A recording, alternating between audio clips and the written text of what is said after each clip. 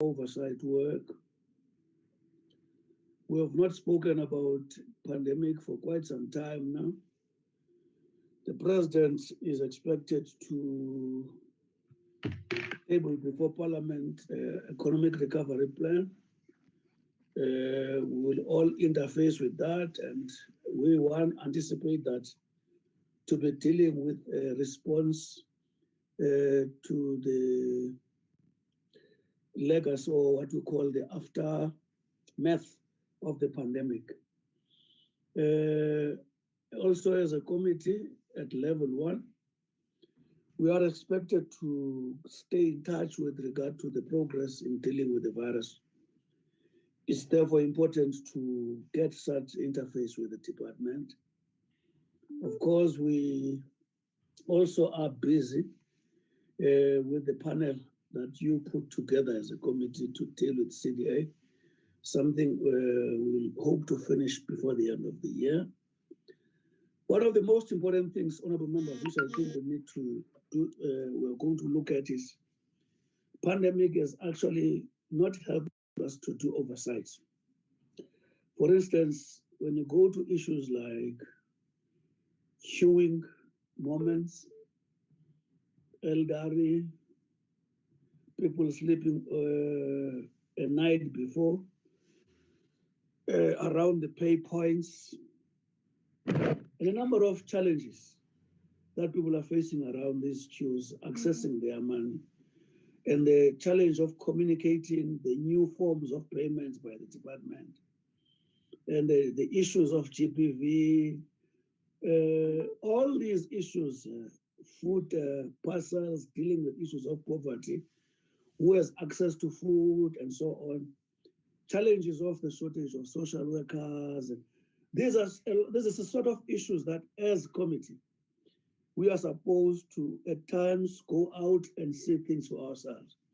So it's my wish that if the program so allow that before the end of this year, we must have done some oversights, a feel and touch as a committee. Having said all that, let me take this opportunity to welcome you in the family of Social Development Portfolio Committee, and ask Lindwe to put the agenda before us. Thank you very much, Chairperson.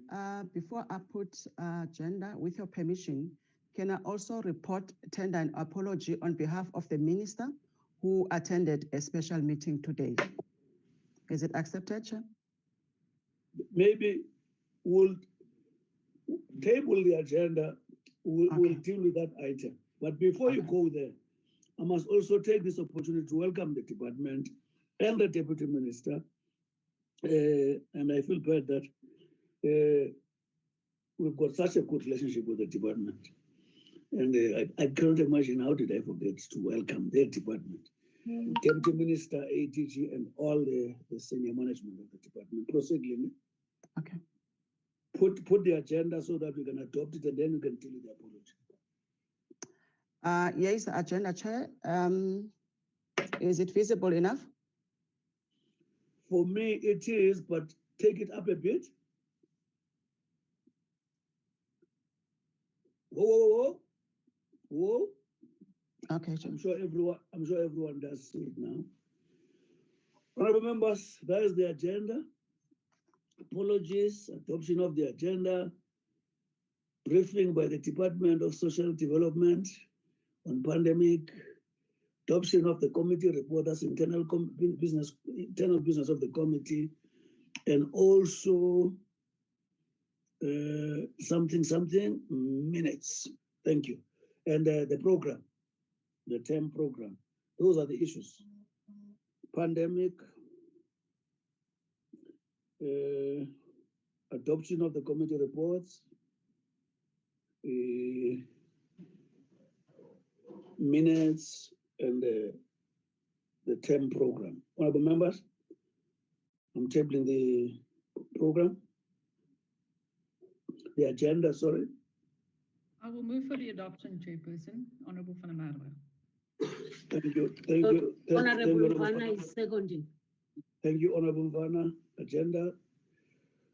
moved for adoption and seconded. Let's deal with the apology. Chairperson, there's only one apology I've received from the minister who attended the special cabinet meeting today. So Oh, there's by the way, it's Wednesday today. yes, Chair.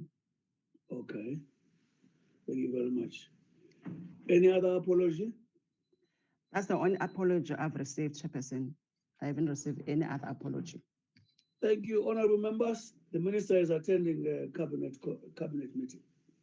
Honorable Mvana speaking. Yes, honorable Mvana. And can I move for the acceptance of that apology, Chair? Seconded by honorable Ngwenyi. Yes, Chair, seconded. Okay. Good morning, Chair. Yes, I'm listening. It is Honorable Sukas here. I'm just notifying you of my presence in the meeting. Oh, you are welcome. Where have you been, honorable secretary? I have been in the meeting, Honorable Chairperson, last week. I've not been hearing your voice. I've been ill. Oh, are you fine now? Yes, I am.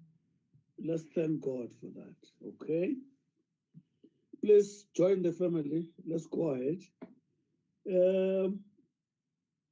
Now, Honorable GM, why in your hands?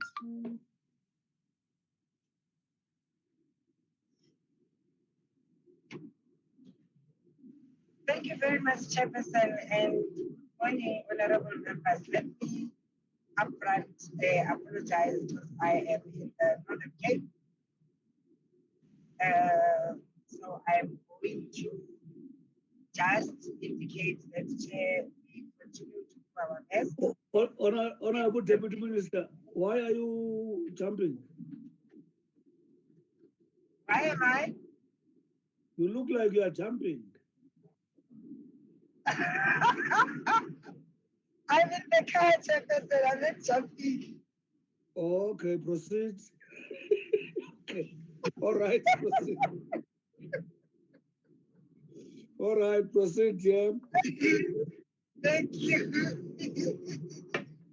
So, Chairperson, we continue to strive to actually get the department to be more responsive to the issues of our sectors.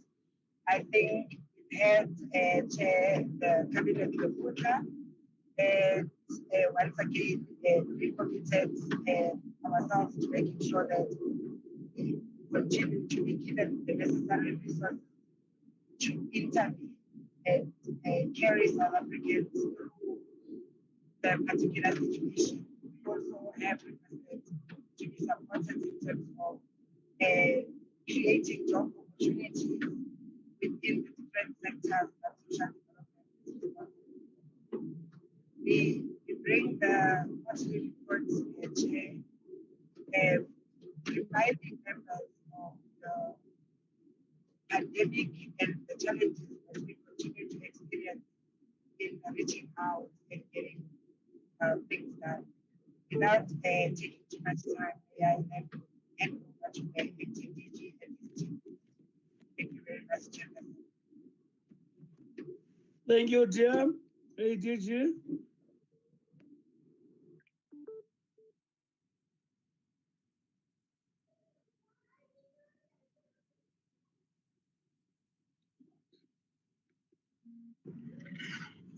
A very good morning, Honorable Chairperson and Honorable members.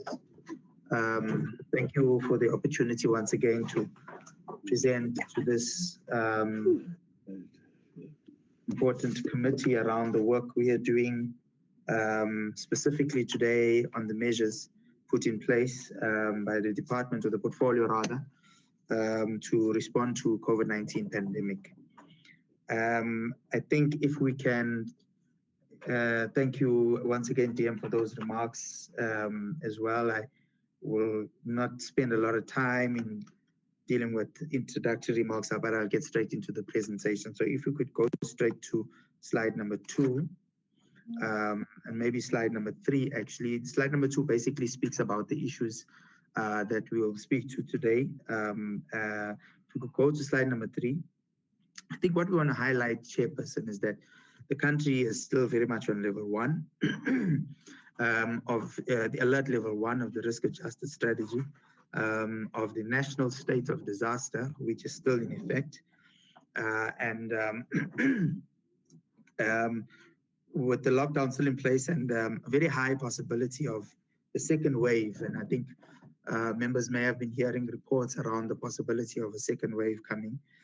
We don't know the exact time when the wave will come, but we do anticipate that there will be a second wave in place coming. And the fact that we are still on level 1 means that the curfew remains in place. Excuse me, the restrictions on gatherings, including religious events and sports, also remain in place. The restrictions in terms of the sale of alcohol are still in place, and I'll speak in detail about that later in the presentation. We are saying that controlled visits to facilities and centers, especially those run by the department, are in place. So visits are allowed, but with very strict measures in place. And of course, interprovincial travel remains open. Now also with inter-country travel allowed, of course, with selected countries with the low impact on COVID-19. And I will speak to some of those areas, what that means for us as the portfolio. I think it's important to note that the number of infections has decreased significantly in the past few weeks, and we are sitting on a recovery rate of 90% now, if I'm not mistaken. We are seeing less people being admitted in hospitals, but we still have serious challenges around alcohol abuse, which is of course taking strain in the healthcare system, and I'll speak a little bit to that as well. But I think the important thing is that even though I think we are at number 11 now in terms of infection rates, we have come down. We were originally in the top 5 and the top 10 as well. We're now at number 11, but we have a significantly very high recovery rate as a country. And I think that's because of the various measures that government has put in place to ensure that at least the early slowdown of the virus. And I think we are reaping the fruits of that now. Notwithstanding, of course, that we still have some cases on a daily basis, and those have significantly decreased. But I think the measures that we put in place for me are fundamental and attest well, those measures are an indication of the fact that we are not as high on the list as was. I think I also want to highlight that the past few months have really been difficult for us, and a catastrophic period in the history of all mankind. Previously, when I did the presentation, I indicated that we have stepped into a new world order because the world we left in March is a world we'll never return to, and the world we are in now is a completely new world, and we are being forced to adapt accordingly in this regard. And I think in line with some of the measures the government has put, you would recall that the president announced a very progressive support package of 500 billion rands for both economic and social support. And I think that has been going extremely well. And we'll speak to some of these areas in this regard. I think I also wanted to indicate that the portfolio, as the DSD, we've been at the forefront in providing essential services and interventions that became the buffer and prevented millions from falling into the cracks of severe impoverishment. We reached millions of people through our supports and our services across the Republic through the social measures, particularly through food-related matters. We did this to ensure that the survival of individuals and families. I think it's a fundamental point to raise that we would have lost much more people without the interventions that the department has put in place, because our interventions really speak to essential services around the survival of people, particularly from a social perspective. And I think as we continue to learn various lessons, and I'll speak to some of those later in the presentation and the experiences. But I think the most important thing is to indicate that we've taken the wisdom and the guidance from the portfolio committee and started putting some of those areas and measures in place. And we'll speak to some of those that we've achieved. And I think that has been a useful exercise, having this discourse with the committee, and that we're able to gain some guidance. Of course, some members have also reached out to us on a range of issues, and I'll speak to some of those that we've been able to address as well through various correspondence. I think we are then getting a better sense of what works and what doesn't work as a portfolio, and we'll speak to some of these areas. We'll speak to some of the new ways in which we are beginning to work, operate our services, and some of the experiences that we're getting out of that. I think the critical thing is to highlight the fact that COVID-19 was largely as a result of behavioral change, and we continue to punt the message and encourage. Somebody must mute, please. Please, guys, leave your children, be in parliament. Well done. Thank you, Chair. So we continue to highlight the messages of behavioral change, and again, mainly to avoid the second wave. And there are a number of key messages that government has been putting out, and we've been doing that as well, around everybody playing their part to save lives, guarding against the second wave, and then behavioral change is the only way out, etc. And encouraging people to really play their part. If you could go to the next slide. I think in line with the social behavioral change work, I want to highlight that Minister Zulu and Minister Mkhize, Department of Health, started what we call now a Ministerial Advisory Committee on Social and Behavioral Change, because this was the crux of the problem with COVID-19. There were times where you go into neighborhoods, into townships, and you'll see that in some areas there's just a blunt people ignoring the protocols and so on and so forth. There's still mass gatherings in some areas. There's still congestion in a number of areas, people not wearing masks, etc. And we thought that what was fundamental was to find a way of getting those in society who have reach, and we got a group of clergy or interfaith leaders, some NGOs, as well as traditional leaders and traditional healers, and in some cases, some people who are prominent in communities to start this behavioral change program, and issue a number of advisories in relation to this program. And I think they've done good work around a number of areas, including debt management concerns, personal protective equipment, citizens mobilization, and particularly social vulnerable persons, which are in the main older persons, in some cases persons with disabilities. I think some of the advisories also touched on supporting socially vulnerable persons through grief, and advisories on responsibility for regulations, compliance at home of deceased, at funeral venues and at cemeteries. We saw some challenges around that during the lockdown in the main, and we've put out a range of advisories through the assistance of this advisory committee as led by the two ministers. I think I also wanted to indicate that the MAC advises on strategies for promoting the implementation of social behavioral change, including effective communication, mobilization of communities, and identification of barriers to implementation faced by people in various communities and sectors. And we've been able to do this largely through virtual engagements, but there has also been some community outreach engagements, of course, with adherence to protocols, and I'll speak to one of them later in the presentation. If you could go to the next slide. Now, we've endeavored to ensure that all staff of our portfolio and clients that come into the portfolio are taken care of, particularly into the building, and are safe. And we've put various measures in place to ensure that we protect staff from contracting COVID. And of course, we've had a number rather of staff that have been affected and infected. And we've also lost a number of lives, and I'll speak to that in the next slide. But for now, let me just highlight that our officers are assessed in terms of the OHS Occupational Health and Safety Act, and as well as the COVID-19 walkthrough risk assessment. We had a risk assessment that was able to guide us and tell us that these are the areas where we are short, or that we are that we are not compliant in. These are the areas that we need to address, and so on and so forth.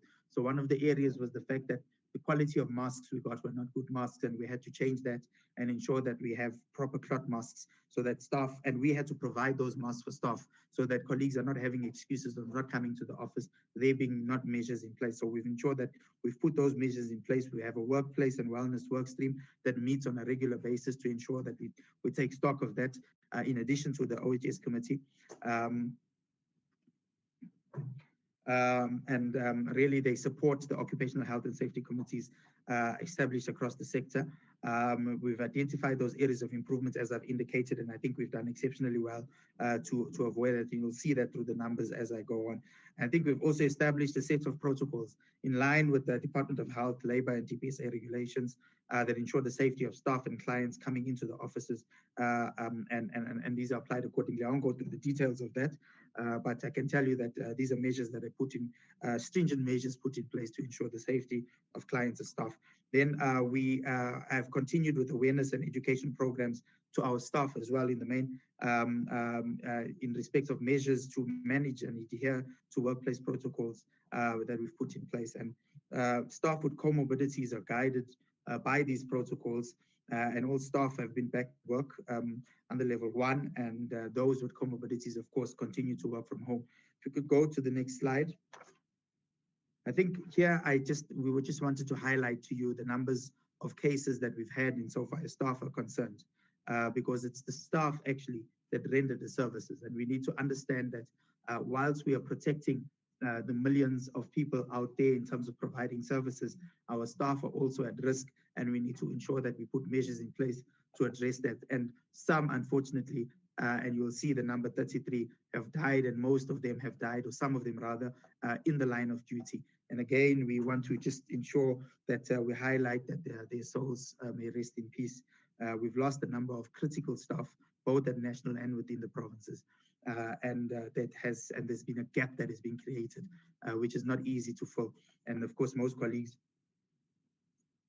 would recall that even in our very own office, we've had those. So we've had 33 deaths. But what I want to highlight here is the recovery rate. We're sitting at around 92% of the recovery rate. You'll see that we have most employees that have recovered quite well. This is in line also with the national statistics. And again, I think it's a test in the measures that we've put in place and the guidance that we engage with our staff on. All colleagues in our portfolio that have contracted the virus were contacted on a daily basis, on a regular basis by our staff, by our nurses, because we've had to also employ nurses to assist in that regard, and to ensure that we're able to take them through a wellness program as well. In that regard, we do this not just for the officials, but also for their families, because they're affected and infected. I think I just wanted to also highlight on the previous slide the fact that we've had to close offices a number of times, and this has had some disruptions in terms of the work that we do. But every time, it's not necessarily the entire office that is closed, it's just those areas that may have been affected, and we're able to quickly recover from those closures and communicate accordingly to the public as well in that regard. We can go to the next slide. I think here we had to again make sure that that all our centers are compliant in terms of the regulations and the guidelines, and we've had to issue protocols and guidelines, as majority of our services are still very contact services that we provide. I won't go through everything here, but I will just highlight that in terms of the CNDCs, visits by beneficiaries to gathering, seating and eating in CNDCs are allowed, and their health officers in most of these, in all of our CNDCs, to ensure that people comply.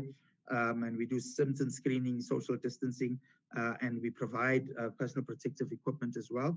And we encourage social distancing and a range of other areas. I think I want to highlight the NPO registration one. And I think Honorable Masango may remember in some instances where some of the members of the public have indicated that they've come to an office and it's been closed.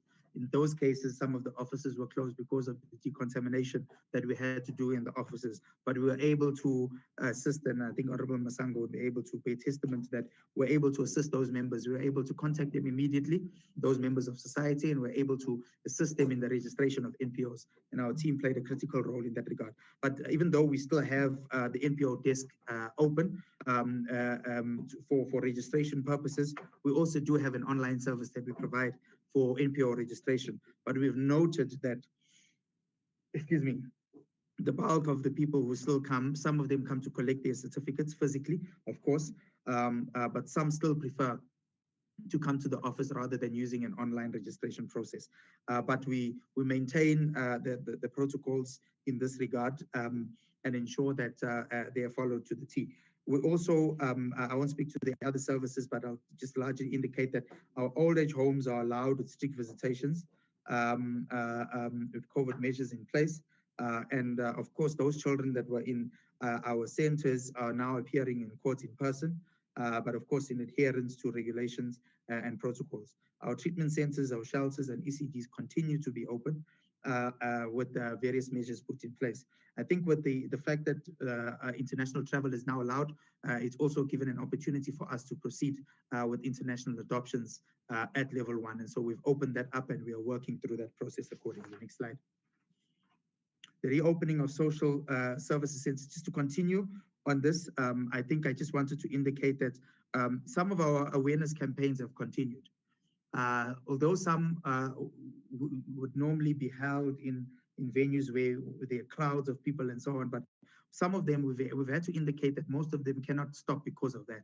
So we've adapted by having those virtual. And I think some members would remember the Child Protection Day that we had recently in May, also the International Day against alcohol and illicit drugs, which we also hosted online. And I think some members may have tapped into that. But in all our provinces that have treatment centers and a number of other centers, we ensure that some of the programs continue, but very, very strict conditions. For example, some of the services, some of the support that we provide to groups, we're doing them in groups at aftercare service facilities and so on. So we do them in very restricted groups. And we do think that we can do more, particularly in terms of the treatment centers, because when service users are taken through various programs, they then leave the rehab centers and go back into their families. But we think that there's more that we can do around introducing service users to more, by assisting them to unlock their potential, particularly with the skills that they have, so that they're able to also contribute to the economy. And we're working on some of those programs. They're not moving as fast as we would like them to, but these are programs that we will ensure that we pick up the pace on. I think with capacity building, just to also indicate, we do some capacity building programs, and we've continued with some. In some instances, we've trained additional social workers, particularly on trauma counseling, and those particularly to assist us with gender-based violence. We've also trained departmental staff in our residential facilities on COVID-19 measures, together with the Department of Health, etc. I think I just wanted to indicate that the community-based care and support services for older persons are still closed because of the high risk and exposure. So the programs rather are not taking place in those centers because of the high risk and exposure to the virus for older persons. But we're working on reopening these and ensuring that those measures that are in place are also strict. You can go to the next slide. Okay, so here we are not, and I won't spend a lot of time, but just wanted to highlight that pre-COVID, of course, you'd recall that what we used to do is provide cooked meals in our centers in the main, and we've shifted from that because of the congestion and numbers, but also because of just the safety in that regard. We've decided that what we would do is provide food parcels instead. I must say that we've also shifted to utilize a hybrid approach between food parcels and food vouchers. We've started rolling out food vouchers, particularly at SASSA, through the SRD grant. We are still working on piloting some of those, but we've started rolling those out, and from those that we've rolled out, I think we're getting good responses from recipients in that it's easier for them to be able to access that. Of course, we are also highlighting the importance of various agents, including business, private sector, etc., who have been part and parcel of working with us through the provision of food. Of course, we had some challenges around coordination in that we didn't always know who was providing what to whom. But I think that over time, what has happened is we've sort of gone past that, and we've just encouraged people to ensure that they provide a good sense of dignity to those who are receiving those food parcels, and ensure that food is not expired. In some cases, we found that food was expired, and ensure that it's non-perishable goods that are provided, and that it's generally in good condition, and that we avoid congestion and avoid long lines, etc. This slide, we're just highlighting to you that we've managed to feed close to 5 million people with just about 1 million food parcels overall. And the breakdown is there per province. You'll note that Gauteng was the highest province that we extended food support to, and the Northwest was the lowest because I think also of population that is in the provinces. Excuse me. I think I just wanted to highlight a very important point on this slide, which is that I know we've listed some private sector here, but I think there are many others, including the Church of the Latter-day Saints, SPAR, NEF, Procter & Gamble, and a number of others that we've engaged with that have been part and parcel and really working with us and helping us in the distribution of food parcels. But I think we must send a very special message of appreciation to ordinary South Africans who would at times stop at the robot and give food to people who are hungry, who would at times go to various places and be able to provide food packages and food parcels to those that are most vulnerable. And I think ordinary South Africans really, through their own humanity and of course within the spirit of Ubuntu, really gathered around and ensured that nobody goes hungry against the call of the president that he's made, that we shouldn't allow anybody to go hungry. And I think it's very important to really appreciate ordinary South Africans who have played a critical role in ensuring that people don't go hungry and people have a plate of food to eat in the night. So it's a fundamental thing that we sometimes omit to do, and I think it's important that we do so in this context. If we could go to the next slide. I think what we wanted to highlight here, and I won't go through everything because the presentation has been sent, really was that, and I spoke to it at the beginning, one of the biggest challenges that we faced, and we felt the pressure as social development because of the abuse of alcohol. And I think there are various measures that government has put in place. And I think the critical thing here to highlight is that it's placed a massive strain, not just on families, but also on the healthcare system, including on social workers, because we've had an increase in the number of gender-based violence as a contributor of alcohol abuse. It's also an increase to, a contributor to social ills, and a number of other matters that are unbecoming. We've seen lately the brutal killing of women and the brutal killing of kids. And in some cases, it's been as a result of alcohol abuse. And so government has taken some concerted measures, particularly during the lockdown, to ensure that we try and curb. And even though the sale of alcohol is still open, it's only to a reduced number of days. And I think the issue around drinking and driving has also increased quite drastically. And we've seen a number of roadblocks taking place, with still a whole lot of people being found wanting for drinking and driving. And through our behavioral change programs, we're trying to shift some of these things and instill strong values around the negative impacts that could be caused by non-responsible drinking in this regard. I won't go to much of the other areas, but just to say there's also areas that are being looked at in terms of advertising and packaging, as well as pricing, and you'd note some of the measures in this regard. Treatments and brief interventions. We've had to intensify our support in terms of counseling in this regard, particularly with persons struggling with the dependence on alcohol. And I think this is a difficult cause that really requires all of us, not just as government, but as civil society, and even in the case of private sector, to ensure that we are able to address this issue of alcohol. It's a grave concern, And I heard the Minister of Police asking once, what is it that is in this alcohol that just makes people act and behave in the way in which they do? What is it that is so peculiar and special in alcohol that allows people to react in this way? But anyway, let's move to the next slide.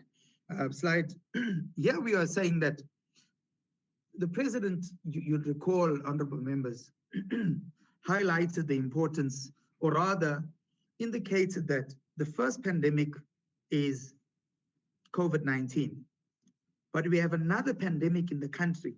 And this is how serious this thing is, that the president has declared as a second pandemic. And that's the spread or the rise or the increase of gender-based violence and femicide. It continues to be a serious challenge. It's something that the president has elevated. That said, one of the things that the president has decided to do, and we are working very closely with the presidency and other organizations, departments rather, in this regard, is to ensure that we have a Khuseleka one-stop model replicated in all different provinces. If you go to the next slide, I will come back to the slide. If you go to the slide, you'll note that, and before go back to the previous slide, let me just highlight what the Khuseleka Center is. It's a multidisciplinary approach to respond to victims of gender-based violence and femicide, as well as prevention of further victimization. And this is through the provision of the following services: psychosocial support, prosecution services, healthcare services, SAPs in prioritizing investigation, women economic empowerment and housing services, and it's a provisional state-owned facility that will increase and promote access to services. It's a one-stop shop where victims of gender-based violence can go to, instead of having to go to the police station and then having to go to the clinic or to the hospital, etc. They will get all that support in a one-stop center. I just wanted to highlight that in terms of of course, we have shelters, and we have about 136 shelters across the country. And the president's desire was to have a shelter in every district. And currently there are 8 districts without shelters. And we're working with those provinces to ensure that we provide that level of support to ensure that we have shelters in those specific districts. Because ideally, it would be good if we have shelters in every single district. I don't think that it's something to gloat about when you have so many shelters, because it's an indication that this pandemic is on the rise. What we should strive towards is reducing the shelters, actually, post having dealt with the challenges that we've had. So as we increase the shelters, we should find a way of ensuring that when the second pandemic dies down, that actually we are beginning to close some of the shelters. And I think we fund about 117 shelters for gender-based violence currently. We've made concerted calls, and we know that it's a challenge, the fact that shelters are not adequately funded. We're doing our utmost best in this regard to ensure that we provide support to shelters. And as you can see, we're already funding 117, and we're trying to engage with Treasury and other institutions to ensure that we have additional support. Unfortunately, the fiscus is extremely strained, but we still continue to advocate for the funding of shelters. The next slide really just speaks to where shelters currently are. The green, you'll see that in 3 provinces, there are currently existing shelters that are operational. In the 2 provinces that are yellow, particularly KZN and Tshwane, we are saying that we're in advanced discussions with the 2 provinces in ensuring that we have these centers or these shelters available. And yesterday we had a discussion with all provinces around the establishment of Khuseleka centers. And provinces reported that they're making some progress. Some have already identified the infrastructure and the buildings, have identified those buildings together with the help of Department of Public Works. We are also have started rigorously advocating for funding to support these centers. I think one Khuseleka center, if I'm not mistaken, I can't remember the exact numbers, but will cost us in the region of around 20 million rands. And we are working in trying to mobilize our various partners to ensure that we get the support. Next slide.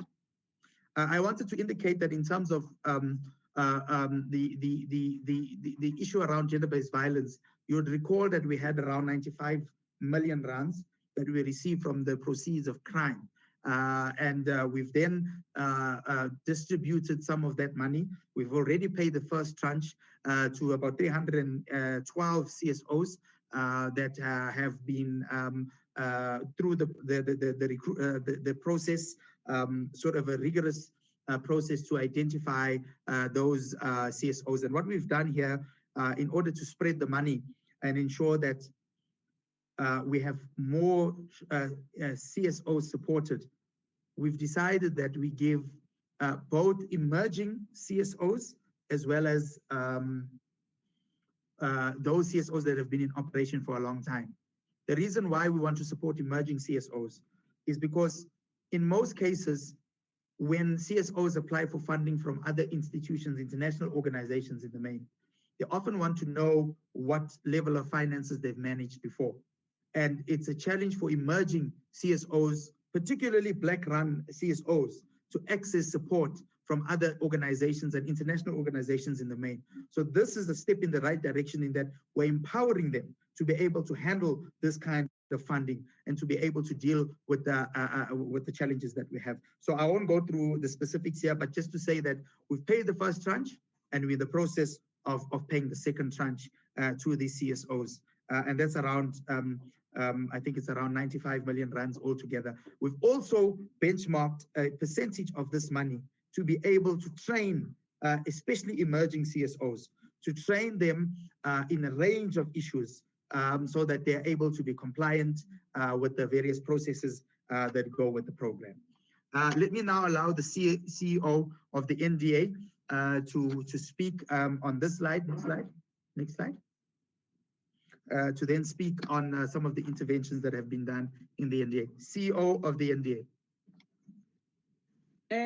Good morning. Good morning, Chairperson, Honorable Chairperson, Honorable Members. I think colleagues and DG, I think DG has touched on the CARA one. On the NDA volunteer program, we continue to service in partnership with SASSA, in partnership with social development. As the strategy changes with the new regulations, as we get into the lower levels of the COVID regulations, we continue ourselves to align. As we started with hot meals, hot cooked meals, we are continuing with our field workers or our volunteers on the ground to align with the changing of the strategy. They've also gotten into a space of assisting the CARA recipients on grants, the way in which they do their administration work, the way in which they continue to advocate and educate on COVID education. They've linked with those funded CARA projects as well. So basically is to say we continue to visit the household. We continue with our statistics in terms of the households that we have visited and the households in terms of food parcels that they've received and the information that we gather. With the Department of Health, we have sessions where these volunteers, they report the experiences, the issues, the challenges that they confronted with, like those beneficiaries who have since stopped taking their medication with TB-related issues, the issues of SASSA in the main, the SAPO challenges. We continue to interface with SASSA in arranging and in resolving those challenges. Basically, on a part of volunteers, we're still proceeding as we had contracted them to as a portfolio. Thank you, Chairperson. Thank you, DG. Thank you very much. Thank you very much, CEO. If we can go to the next slide. Can we allow the CEO of SASSA to quickly take us through the social interventions that we've put in place? CEO? Good afternoon, honorable members. Chair, thank you very much for the opportunity. Thank you, DG and colleagues. Chair, it's very important to highlight that at the time when we submitted the presentation to Parliament, it was last week at the time when we're actually focusing on the payments of our normal grants. Hence, the slide was not updated in relation to the numbers with regards to September, October. So those numbers are now available, and I will talk to them. In terms of the SRD, COVID-19 SRD grant, For August, we have, as indicated there, actually approved 4.5, paid 4.5 million clients, which is 73% of the total number of clients that we needed to pay.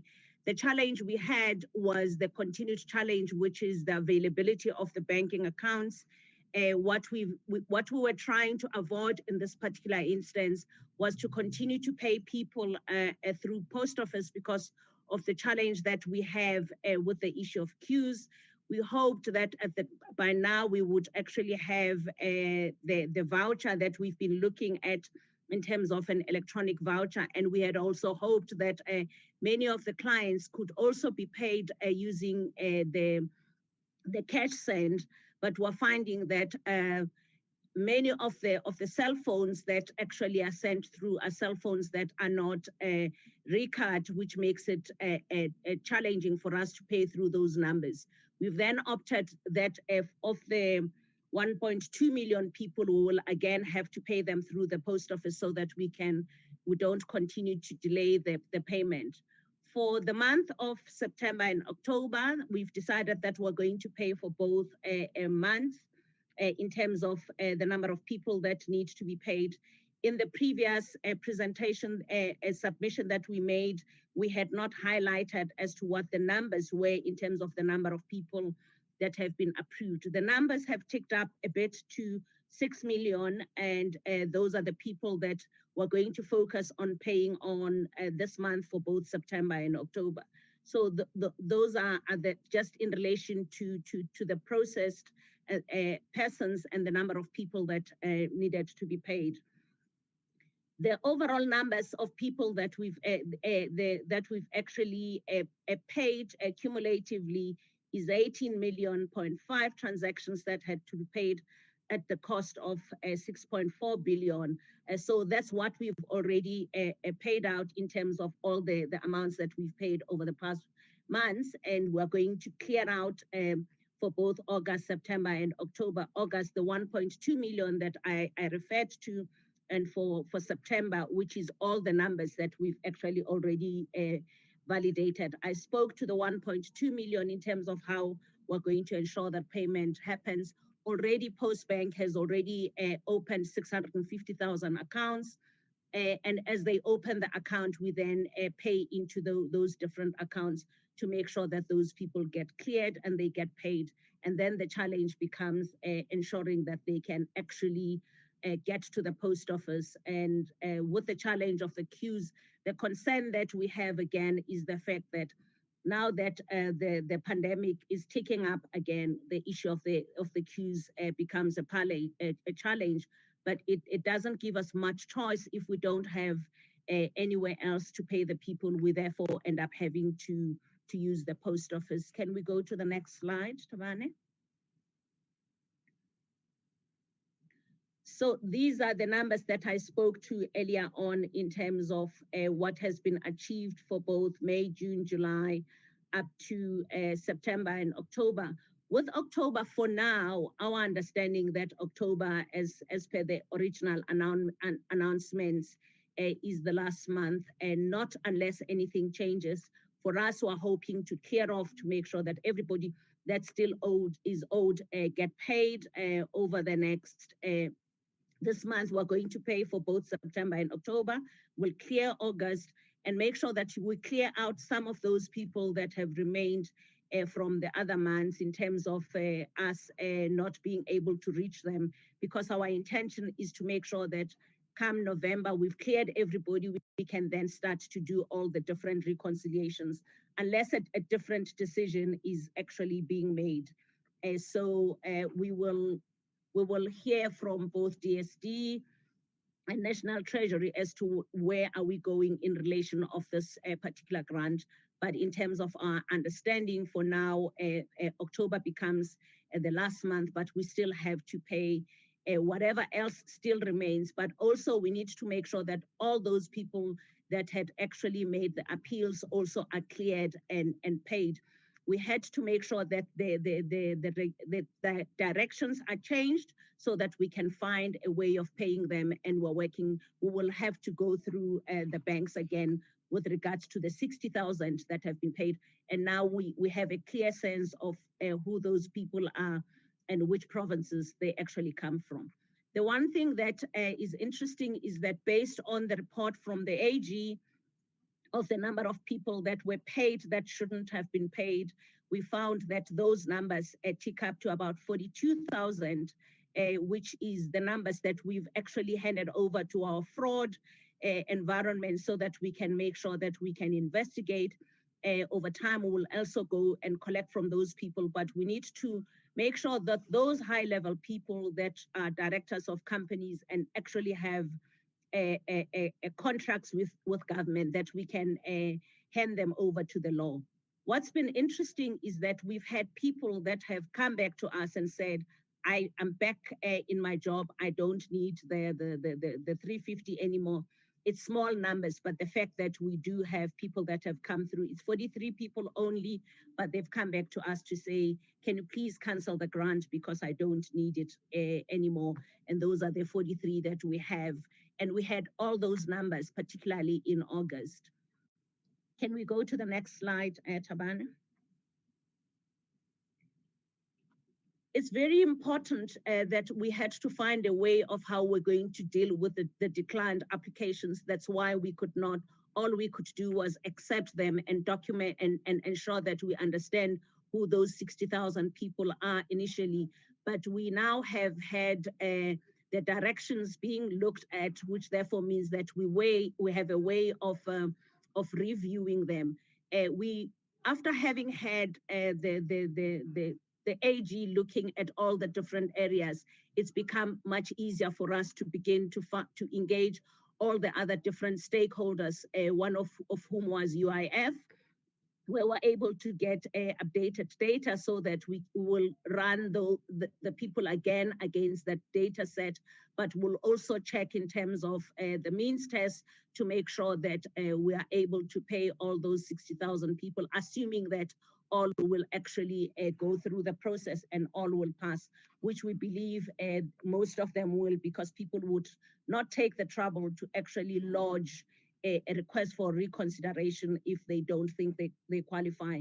The assumption we're making is that all the 60,000 will have to go through, and we're now looking at what the implications are financially in terms of the budget that we have and where else we can find the funds within the bigger pot of our grant space, should there be an issue, because we need to make sure that we have the available funds before we can pay out. For now, we think we're okay in terms of the projections that we've made. We think we should be able to complete the process in terms of the number of people we have, because what we found is as the months go by, the number of people that are also even applying have actually tapered down, and we have not looked at October numbers, but we believe based on what has happened in September, we shouldn't have more than 40,000 people that should apply this month. We will only start the vetting process for them at the end of the month. Just on the basis of projections, we think we should still be okay. Thank you. Can you please go to the next slide? So just to look at the total pocket that we have with regards to all the different grants, over and above the 350, also had to make sure that we manage the top-up grants. And these, we believe, are easier to pay off because they are already in the system. And what we've already paid out in terms of the top-up grants, we've already paid out 30 billion to date, and we're still in a current payment process, particularly for those people that get their money from pay points, which is usually fewer numbers, because as we know, most of our clients actually get their money from the normal pay points, the access points, not pay points, and there's only few that go to the pay points. So all those amounts have been paid, which of course include the 500 rands per caregiver that we've been paying, and that has come to about 7.1 million in terms of the caregivers in terms of amount that we've had to pay from June to October, and the top up for the in terms of the 250 that we're paying for the old age and the other grants comes to about 12 billion. That's what we've paid to date. For the next 2 months, as indicated earlier on, for November and December, is for us to finalize and clear the backlog. And we still have approximately about 3 billion, which already, when one looks at the numbers that we currently have actually been allocated to the people that we need to actually make sure that we pay.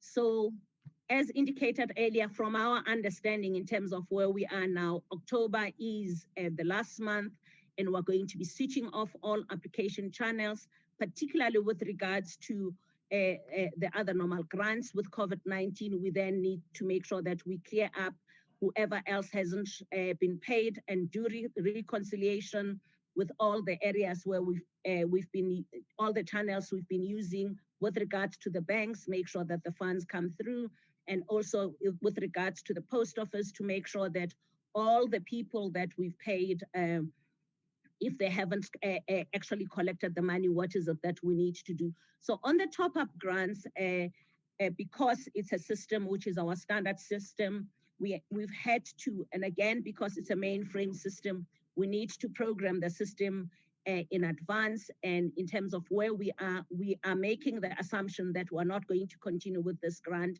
not unless we're told otherwise.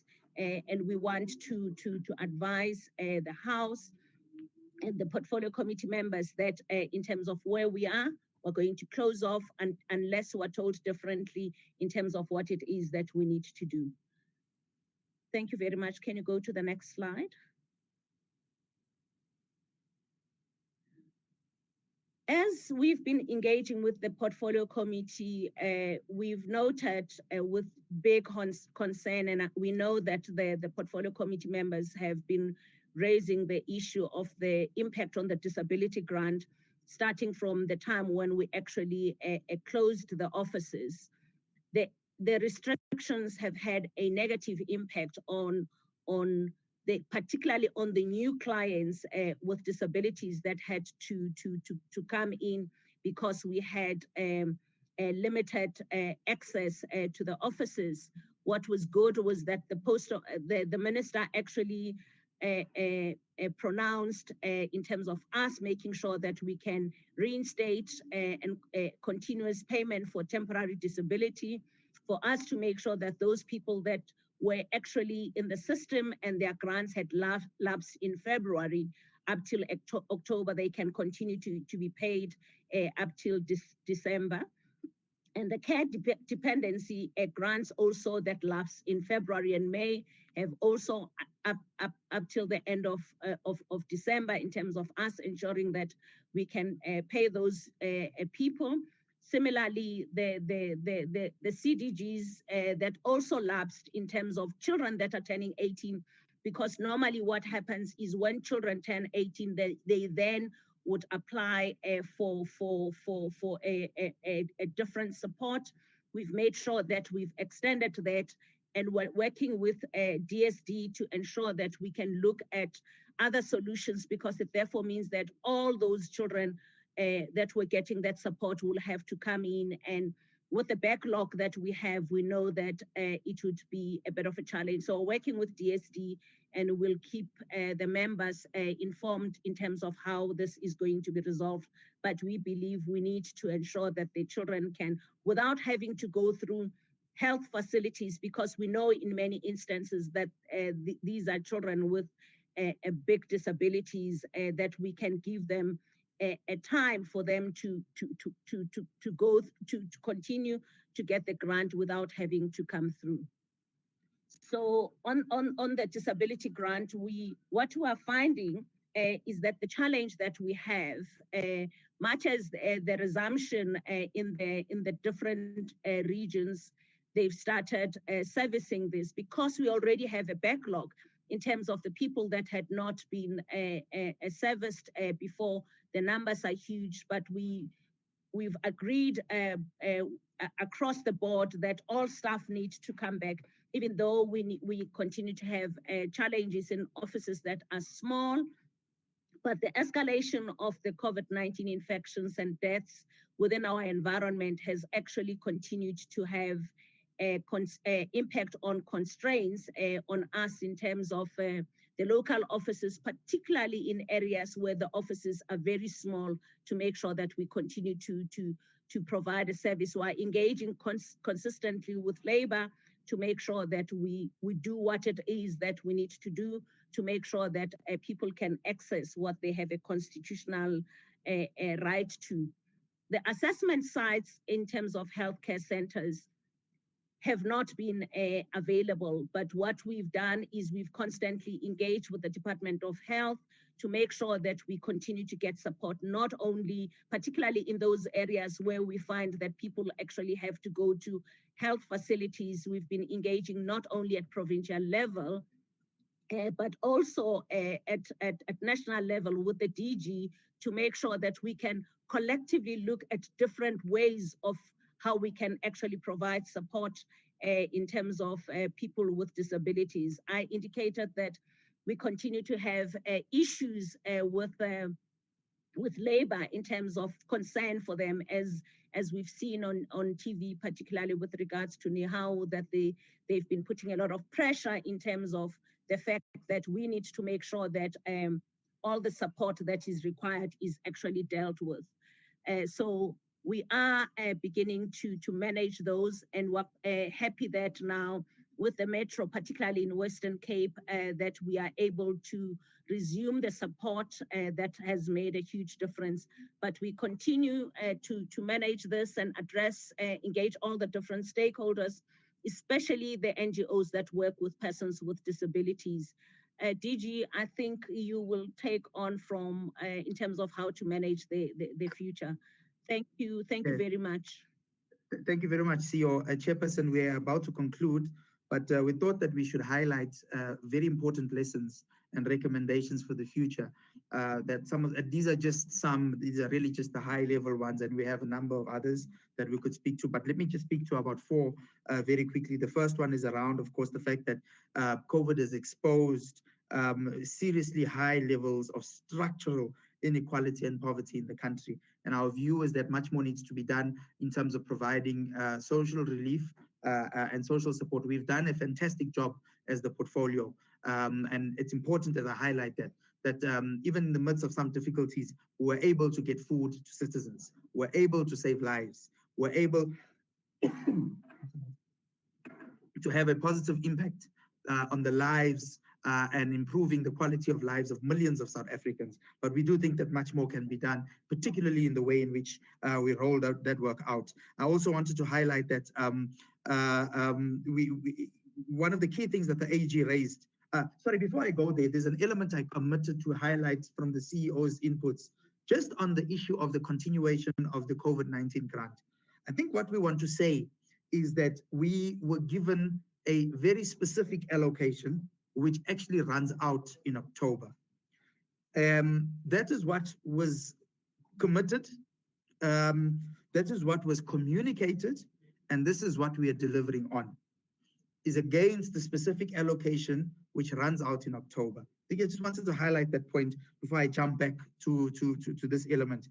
We've noted that the AG has raised very critical areas around the fact that we're not sharing data amongst government departments and institutions. And this has led to a lot of leakage in the system. We want to say that what we've managed to do is to stop all those accounts, and I think it's just over 35,000 of them, if I'm not mistaken. We've stopped the payment of those accounts that the AG has raised as red flags. We're working very well with the AG in this regard. And the AG understands the kind of pressure we were under as a portfolio in order to deliver the work that we had to. But we are beginning also to engage, thank you very much, with DPME and other government institutions. And as the CEO has indicated, we're doing well in terms of aligning our data sets much better now. And I think that's something that's helping us. It assists us in reducing the duplication in some areas, double dipping in areas, and of course fraud and corruption. We've also shifted into providing food vouchers, and I gave an example of how that is beginning to work at SASSA in particular, and we're looking at utilizing this hybrid model accordingly. I think we still need to strengthen our coordination, particularly amongst the DSD and SASSA, because in some cases we're distributing food and the provinces where our distribution networks are clashing in some areas. And I think we need to find a way of cleaning that up. And we're beginning to work on some of those areas.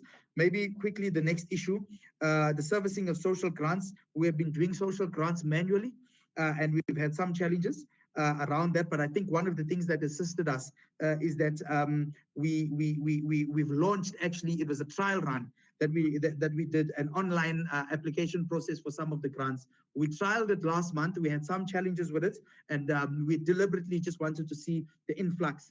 And it was extremely crowded, and we are trying to work on some of those challenges so that we have a proper launch of the system so that we're able to address those technical challenges. And that removes the face-to-face contact and encourages this element of online applications. But that's not to say that we will stop the face-to-face applications. We're not going to do that. We're going to use a hybrid model in order to address that. I think the other important issue is that we've now staggered grants. You'll note that majority of our grants are being paid over a number of days and no longer on the first day of the month. And I think that's assisted us greatly in that we're managing to reduce the congestion. We're also allowing for more money to flow in the system. But we're also assisting retailers by ensuring that there are measures that they're able to put in place and they're able to project and plan accordingly in that regard. And I think this is the important thing, but we do continue to encourage members of the public to not necessarily collect their money as soon as they get the SMS that it's available in their account, but that they should give some time in order to collect their money. And again, the critical thing I need to highlight here is that you would find very long lines at post offices, etc. We've continuously tried to communicate to recipients that they have options of where to collect their money. They can collect them at the post office, they can collect them at retail stores, and they can collect them at banks. So we've opened up the opportunities, the options for people to be able to collect money so that we try and reduce congestion in one specific area. And I think we're really trying. There are some challenges that we're still experiencing, but we're trying to deal with those. Maybe just the last one. I won't speak to this one because I've spoken to it, but I'll deal with it later. I've spoken to Kusalega Census, and I'm just saying that we've already identified buildings in some provinces, and we're already starting to work in some areas to reprioritize budgets, in some areas to mobilize budgets, and we're engaging with provinces accordingly in that regard. I think the one critical thing I want to highlight is that you would note that some NPOs, particularly ECDs, had some challenges in terms of providing relevant information and so on and so forth. So we want to reduce the administrative burden. And one of the biggest challenges we had is that we don't necessarily have accurate data around ECD practitioners and ECDs. In fact, you have in excess of over 35,000 ECDs which are unregistered, which means that we have no sense of where they are in the country. And of course, you'd recall that we launched the Bangasali program to address that challenge so that we're able to locate. How many people did we have registered through Bangasali? How many ECDs? More than 50,000. I'm told that we've registered just over 50,000, or not necessarily registered, but the first step, which is them saying that, look, we're ECDs, this is where we are. Around 50,000, if I'm not mistaken, that we're bringing to the fore and beginning to try and ensure that we have the data so that we're able to support them much better. And this is the crux. We can't support where we don't know where they are. We need the information so that we're able to provide the relevant support. Lastly, I just wanted to highlight two things. One, the issues of behavioral change. Again, we still have some serious challenges around alcohol abuse, serious challenges around gender-based violence and femicide, and in particular, the killing of women and the killing of children. And sometimes we tend to dilute it and crowd this up in gender-based violence. And sometimes we need to be frank and call a spade a spade. It's the killing of women and the killing of children. And these are serious issues that we need to address and deal with. So we continue in terms of our work by enhancing our social behavioral change programs and interventions, and we increase our education and awareness programs and strong towards creating a very strong value system in society, particularly working with all sectors of society. These are elements that we think must be driven from a family level, to community and societal levels. Maybe the last thing, which I think for me is a very critical thing, Chairperson, I promise it really is the last. You know, we've realized that we have a number of shortages of staff, particularly to deal with our call centers, etc. And we have a limited number of people to deal with social development related matters on the whole. What we've decided to do, and we've piloted this and it's working extremely well. We now have a call center at SASSA, which is a bot-enabled technology. So you don't have physical people sitting there in the call center. We have a bot that works to be able to take in all calls. And as a result, we have over 50,000 calls that we've received that have never been dropped in the past few weeks. Not a single call gets dropped. Every call is answered and responded to. And I can tell you that this is technology that we want to build into a concept that we've started thinking about and we're starting to work on, which is the concept of shared services. We believe that we should have a dedicated call center for the entire portfolio that is zero rated, so members of the public would be able to call in for free and be able to access any level of support throughout the entire portfolio, whether it be grant support, whether it be issues around gender-based violence, whether it be issues around femicide, whether it be issues around children, etc. We want to have a bot-enabled technology call center that would be able to assist us in addressing every single challenge that members of the public have. We want to extend these shared services, not just to the call center, but also to the work that we're doing around legal services, to the work that we're doing around corporate services on the whole, and the websites, etc. We think that if we do this, we'll save a lot of money as a portfolio, but we'll be able to integrate in the true sense of having a portfolio that work, and most importantly, working towards a digital transformation strategy for the entire portfolio. Let me leave it at that, Chairperson, without having been tempted to go into some of the other areas that we've done. But these are just the high-level areas that we thought that we should share with this august committee. Thank you very much. Thank you. Thank you. Thank you, ADG. Thank you for this in-depth presentation. I just want to accept that it's quite a long presentation. But however, that is the load you had for us. And I dare say we asked for it. It's okay. Honorable members, there's a lot of work that has been put together here.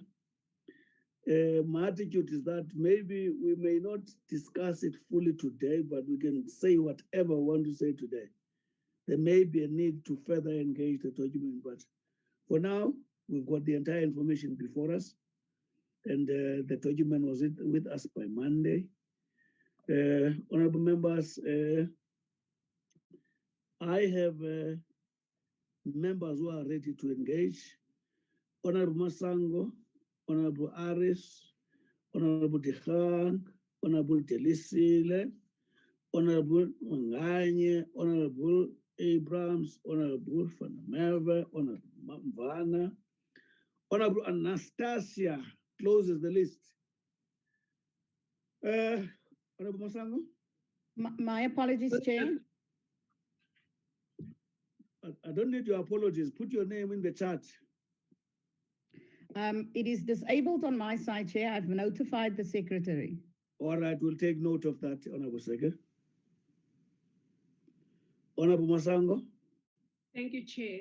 I just would like to thank the department and the entities for having come through to present this morning. And before I ask my questions, I just would like to really send a word of condolences to the families of the staff of the department that we were informed had lost their lives in their line of duty due to COVID-19. And just say that, you know, our thoughts and prayers are with the families, as it were. And also just to appreciate the programs that the department has put in place in terms of wellness for the staff, because as the ADG was saying, the services that we demand are provided to the millions of people who are receiving services from the department are actually provided by the staff. So we need that the staff to be healthy, to be safe, and all those things for them to be able to provide those services. So I would like to really appreciate that from the ADG. Chair, my questions are, as you said earlier, the presentation was comprehensive, and there is a lot of issues that come up as the presentations are being made. But I will limit my questions to the following. I really am excited to hear the ADG saying that there's a brand spanking new call center initiative that is here, because as one receives their queries on a daily basis, the complaint that comes through before you are told what the query is that I've tried the emails, I've tried the call center, I've tried, and I've not been responded to. So if this program that, or the system that the ADG is referring to is going to take care of that, it's going to relieve the channels that we are using, that the department has made available to us, like the ADG himself and the DDGs that we hound on a daily basis with queries. If the people can actually get a hold of the department through the channels that have been set up. So I really appreciate that, and I'm excited because I've been like a broken record on this issue. And I want to thank the department, not only the department, but SASSA as well, who are so responsive to our queries that we channel through to them, and they respond as in cases within an hour or even within 30 minutes, you know, where you get an email back from the ADG or the DDGs and SASSA, and get these people who are so desperate, you know, helped in terms of what they are complaining about. So I would like to know, Chairperson, what is the plan, given the deepening of the social ills that have been brought about as a result of the COVID-19, in terms of, for example, there was a presentation, there was a slide that spoke to Khuseleka centers, and when you try to link that to the 30 hotspots that the Minister of Police presented, and you hear that in places like KZN, where you have most, if not, you have most of these hotspots, and yet the discussions are ongoing. So I just would like to know if we are at a later stage going to receive a plan that is looking at specifically post-COVID, because there has been a deepening of social ills. The food insecurity has deepened. The need for psychosocial support in many of the department's own sectors of society. There will need to be, I believe, a focused and a plan on how this is going to be dealt with, because those things actually speak to budgets as well. And one is also very happy to hear about the CNDCs being open, and to find out whether the opening of the CNDCs has also corresponded to the increased numbers of the people that actually need to be visiting these CNDCs as a result. I am just wanting also to find out from the department if the data harvesting that the minister referred to say there was a partnership that was being formed with a private sector company that is helping with the database and things like that, as to how far that is. And Chairperson, there has been seriously conflicting messages in the social media about the clearing of the names, or the I don't know what to say, the screening of the ID numbers for the receiving of the 350 SRD grant, where the department would say, no, you go and to SARS and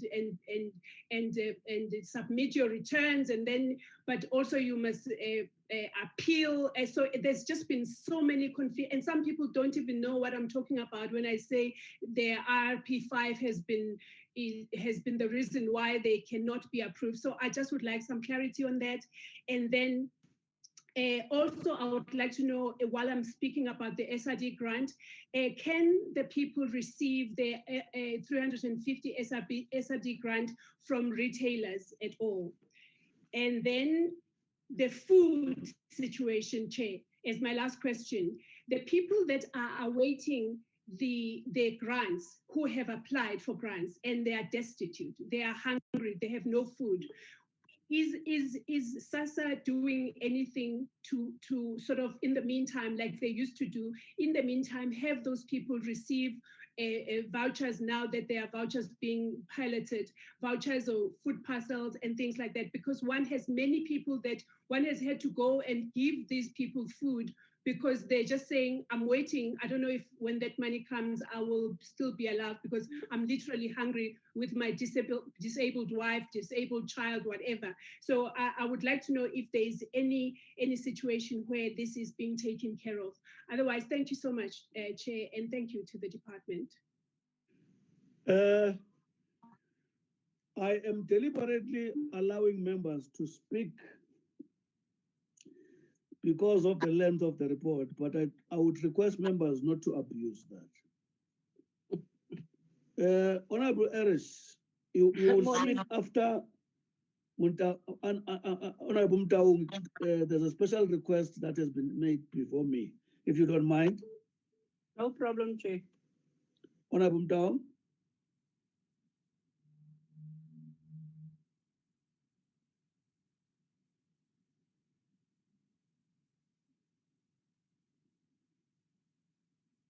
Thank you, Chair. Let me take this opportunity to thank the department and its entities for the presentation given to us. My question, Comrade, Chairperson, will be on the update on progress made. To you, dear comrade, you must not be apologetic. Oh, okay. Thank you, Chair. Fighter. Proceed. Yeah. So, Comrade, Chairperson, mine will be on the update on progress made to respond to COVID-19 pandemic issues. Noting the financial reality of expanding the 350 SRD on the economy and the need to provide support to those that are unemployed, has there been thought and engagement on the future of providing such financial support after this month? On the establishment of shelters and Khuseleka One-Stop Center, noting the reprioritization of funding and the constraints of the budget, how and from where will these additional resources be mobilized? What progress is being made in the development of the e-voucher system, and how and where will it be functioning? Thank you, Chair. Thank you, Honorable Harris. Yeah, morning, Chair. Thank you very much, Chair. Thanks for your understanding. No problem. Nothing is a problem unless we make it a problem. Chair. Chair, I just want to check. I've seen on slide 7, they have indicated that some of the offices was closed, but then I cannot help it to see that within the Western Cape there was no offices closed during this COVID-19 time. And I mean, when you look at it, that Western Cape, it is just, a concern. And then in terms of the CNDCs that will open again, Chairperson, I think that we really need an urgent to the CNDCs, specifically with seating and the conditions. It is not conducive in some of these CNDCs for people to go and collect food there. So I think that we need to do oversight visits to the CNDCs sectors. And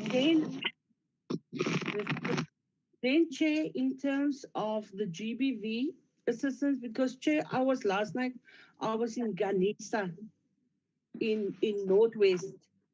And there's an MPO that are really struggling. They are serving about 10 areas and they are struggling with funding. So I want to find out from, since they say they are Kolesa, Kusa, Leka centers in specifically Freiburg, what assistance did they give to this NPOs that are really helping us to fight this pandemic of GBV? And then, Chair, I also would like to find out from the department what is the plan to do, because we have seen recently in the news that the ECDs did take the Department of Social Services to court. So I want to find out from the department what assistance more can they give to the ECD. Then we know that the 350 SRD grant will be extended to December. But bear in mind that plus minus more than 4 million people has been added to the unemployment in the country. I would like to find out from the department what is their plans to accommodate that people within their SASSA program. And then in terms of the current situation with the post office, as we are aware and we have seen it in the media, how will this situation, financial situation of the post office influence our people that receiving the grants from the post office? Because we find many of times people queuing the whole day for this together only to find out that there's no money at the post office and then people must return empty-handed. And then also to SASSA, I would like to find out that in KZN about last week, there was somebody again been found in possession of 495 SASSA cards. I want to find out from SASSA, because right now what they say is that they are utilizing these SASSA cards and then e-wallet it to an some number, some code, some number. What is the plan of SASSA to secure that, to get a more secure system? Because right now, even these money lenders, they have access, because it's a debit card, they can put a debit and then that money automatically going off. Is there any way that SASSA, or is SASSA working on an alternative way to curb these type of things? Then in terms of the safety houses grant, Chairperson, I would like to speak on this one, because the safety houses, these kids that are putting in this safety houses, the grant is for quite a while, still that 970 rand. What is the plan of SASSA? And then also, Chair, in terms of years, we have a shortage of social workers. But when you look at the salaries that the social workers are earning, specifically in your RCFs and things like that, it is pathetic. And I really want the department to look into that. Thank you, Chair. Thank you. All I will stop. Thank you, Honorable Aris. Thank you very much, Honorable Chairperson. Let me also start to appreciate the comprehensive presentation which was presented to us by the department. It's quite informative, so I think it's important for us to, from our side, to appreciate the kind of work that is happening. Honorable Chair, I think I've got 3 or 4 issues that I want to raise, but it's actually straightforward questions that I want to pose to the department. And then the first one is that I would like to find out from the department what has been the outcomes on the engagements with the National Treasury in addressing the food insecurity challenges which have been exacerbated by COVID-19. And then also I would like to find out what has been the thought process around the reviewing of the food distribution system, which has posed a number of challenges throughout the country. There was a proposal of the voucher, standardizing the food distribution, the food parcels and all of that to avoid confusion. So I would just like to find out what is happening in that regard. And then also I would like to find out again, what systems are in place to ensure that the backlogs are addressed, and what are the main timeframes to address these backlogs that are currently happening in relation to the distribution of food parcels, the issuing of the grant, 350 grant and all of that. So in relation to the backlogs, what is the department doing to address the backlog? And then my last point, Honorable Chairperson, I would like to find out, noting that the ECD centers continue to be open for now, how is the department addressing the issue that have been raised by the workers in the ECD sector? We have taken the department to court, pleading for better state support. Thank you very much, Honorable Chair. Those are my issues. Thanks. Thank you, Honorable Stock. Mhlake.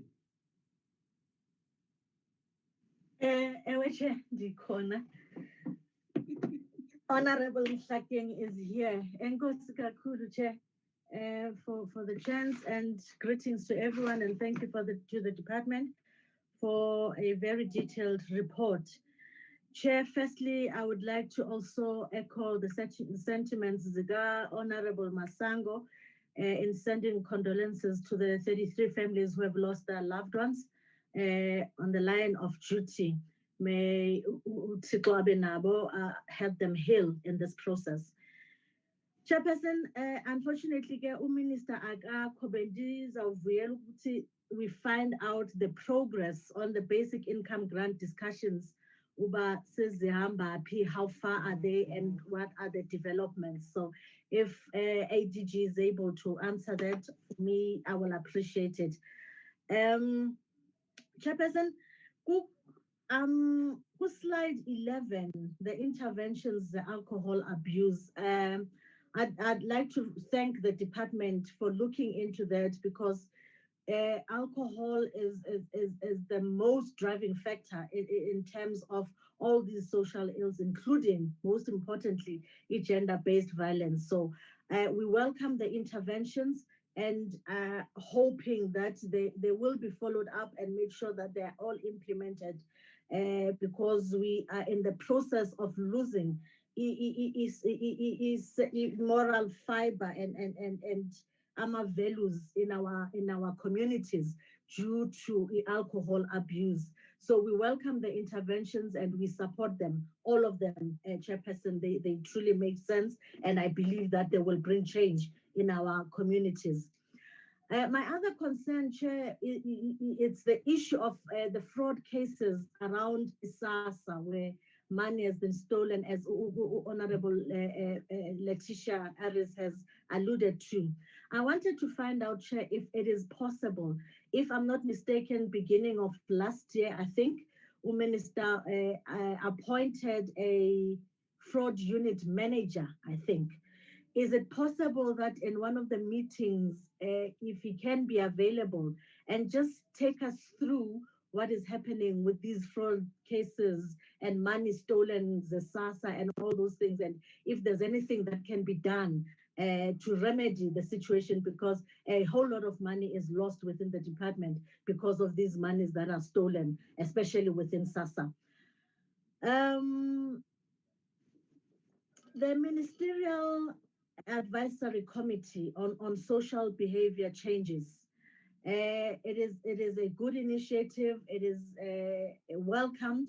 I just wanted to find out that would it not help maybe to include the Minister of Police as well to be part of this committee, so that they work together with in connection with the issues that relate to social ills and abuse of alcohol and all those things, so that he can also, his department, be part of the awareness programs and that are taking part. There is a mention of socially vulnerable persons that would be part of the advisory committee of this Ministerial Advisory Committee. I just wanted to know that, does this include women and children, and does it include GBV? Will that also be a part of where they would concentrate? In slide 10, with the issue of food security, Chairperson, I just want to know how many vouchers have been distributed so far. If we can have just a number and indication, and just a clarity on the confusion, because some people are not even aware that vouchers are already been given out. Where can they find these vouchers? What is the process? How can people get these vouchers? Slide 13 on the Kuseleka one-stop Chairperson. I believe that as ADG says that they are not in a position to gloat yet about the number of shelters. I believe that there aren't enough shelters yet. Although I share in his vision of seeing shelters being closed because of the reduction or elimination of GBV, but we are not there yet. So it is important that we increase the Khuseleka one-stop centers in every province, in all 9 provinces of them. So we welcome and we commend what they're trying to do in making sure that we have these one-stop centers, and we welcome all these services that are provided in these one-stop shelters. I believe they will bring a change. Going to SASSA, Chair Sandy Griba, firstly, I would like to thank USASA Kakulu with the interventions when we call as MPs asking for them to intervene, especially with the 350 grants. Most especially Diane Duncanley, the executive manager. She's been very, very helpful. Responds immediately, and a whole lot of people have received assistance from her office. So we really are grateful for that. I just want to know, Chair, that with the 60,000 of requests to reconsider in terms of the 350, how many have been taken through the process, and how long do they envisage this process to go through, and how many in the 60,000 have received a positive outcome in terms of the reconsideration, and how many doctors, because I see in slide 22 that there are doctors who have withdrawn from their SASSA contracts. How many doctors have withdrawn, and what are the remedial actions towards that? Enkosi kakhulu, Chair. Siyabulela emhlakeni. Honorable Manganye. Abusheni Holobye. Ke dumedise di-member tsa palamente le department tsa rona le di-entity tsa teng. Le nna ke le maswabi ke bua ke lebile batho ba ba re tlogetseng e leng staff sa rona, kana ke masole a swetseng mo ntweng a ne a lwela rona, batho ba rona ka kakaretso, batlhoki ba matshelo a bona dependile mo SASSA le mo social development. Ka mo ke re amiwa ya bona e robale ka kagiso. Ke lebogele gape tiro e manontlhotlho department ya rona ya social development le SASSA le NDA ba lekileng go e tlhalosa ka boripana, le ha document ya bona e batla gore e bale matsatsi a mararo, mara ba lekile ka thata gore ba e tlhalose ka matsetseleko a feteletseng. Ra e lebogela ka moo, mme go sa re ga ke na ditshwaelo nyana, ke na le ditshwaelo yaka ke setse ke lebogetse tiro e le dirang e botlhokwa. Ke na le ditshwaelo nyana tse ke lekang go kopa thuso gore a le ka se di rarabolle go fetanyana. I understand you have been as SASSA social development and you have been engaging with SAPO. I thought your engagement, when you engage with them, it did bear some improvement in terms of service rendered to our beneficiaries, to make sure that SAPO and beneficiaries optimally adhere to the COVID health and safety protocol. But when I listen to the CEO of SASSA, it seems you have just not make it for making sure that SAPO is adhering to what other entities are doing. Because really, you go to this post office, you will ask yourself, are we still in COVID or COVID is over? So I just wanted to ask, has been there an assessment or engagement with SAPO on how its financially challenges will impact the disbursement of grants to our beneficiary. Thank you very much, Chair. Honorable Abraham. Thank you, Chairperson. Thank you, Honorable Manganye. Ka di tshwaelo le go rabolla.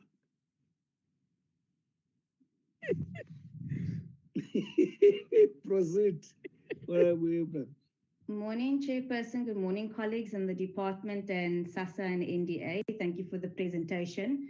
I don't really want to repeat what has been said before, but maybe just to add on to some of the topics that my colleagues have mentioned before.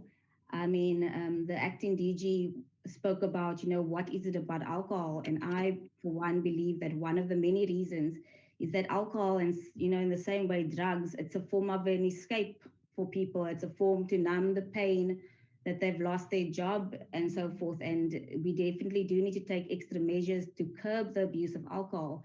So my question would be, is the department leading the way, or is there a transversal work group with other departments such as DTI to discuss the issues of alcohol abuse and ways to curb alcohol abuse? Because also, as we know, that there is a value chain when it comes to the sale of alcohols, how it affects the restaurant industry, etc. So is there a transversal work group that the department is maybe leading or part of to address the abuse of alcohol? Then on the issue of the Khuseleka Center, and I will forward the acting DG a report that one of my colleagues did on the 6th of September when they visited Vryburg's Khuseleka Center. And I mean, if we're going to spend 20 million approximately on these centers, we need it to be functional. And on the 6th of September, they found that center in particular to not have functional CCTV facilities, to not have empowerment. Which center, Honorable Abraham? So this is in the Northwest, the Khuseleka One Stop Center in Vryburg. So they found that center to not have empowerment programs to upskill the women, that when they leave after that 6 months, that they don't go back into that same abusive home because they have no other alternative. And as you know, sometimes the children come with, and they found that there were no educational programs for the children, seeing that they are out of school for the 6 months. So, if we're going to be spending the millions on these centers, we need to make sure the ones that we do have are actually functional and servicing our communities. Then also, Chairperson, this committee and various members in this committee has repeatedly asked for a list of the NGOs, the CSOs who have been recipients of the CARA grant. And I've gone through my emails, and we still to date have not received a list of those organizations. And I saw on the NDA's Facebook page, they handed over some money to NGOs in KZN. And it would just be very helpful that when we get a call from someone in KZN, we can refer those individuals to the CSOs who are actually receiving state funding. And then on that topic, Chairperson, and I would like to know if the department has perhaps seen the report from the Department of Police in how they identified the top 30 hotspots. Because as my colleagues mentioned earlier, 8 of these hotspots are found in the Western Cape and Gauteng, 7 are found in KZN. But then when I look at the allocation of funds, KZN only received 7 million, while a province like Limpopo, who's not mentioned in the top 30, is receiving 16 million. So to explain where the, once again, transversal intergovernmental coordination and communication, that we aren't working in silos, is coming in when we are trying to battle gender-based violence. Are the departments talking to each other when we are assigning resources? Then also on the topic of emerging CSOs, I just want to confirm, do these emerging CSOs, are they registered? Do they have MPO numbers? And then to jump back to the top 30 hotspots and that report from SAPS on how they identified it, I, for one, would like to know who is number 31 on that list, which municipality is number 32 on that list, because those are also equally important as the top 30 so that they don't get into the top 30, number 31, 32, 33, and so on.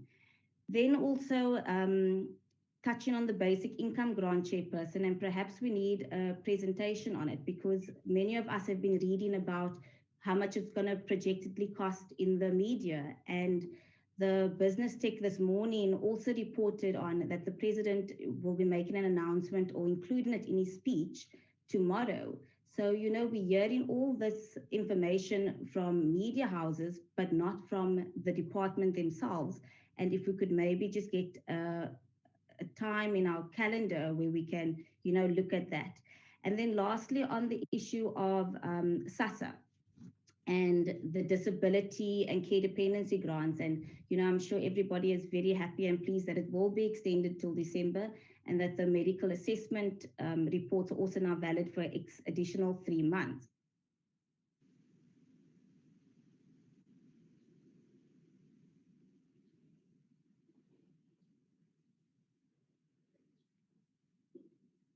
What happened?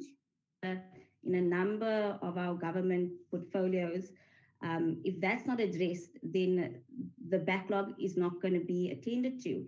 And when I looked at the organograms of SASSA and to point out that not a single one of our regional offices have a senior manager in the disability unit, it's very concerning for me.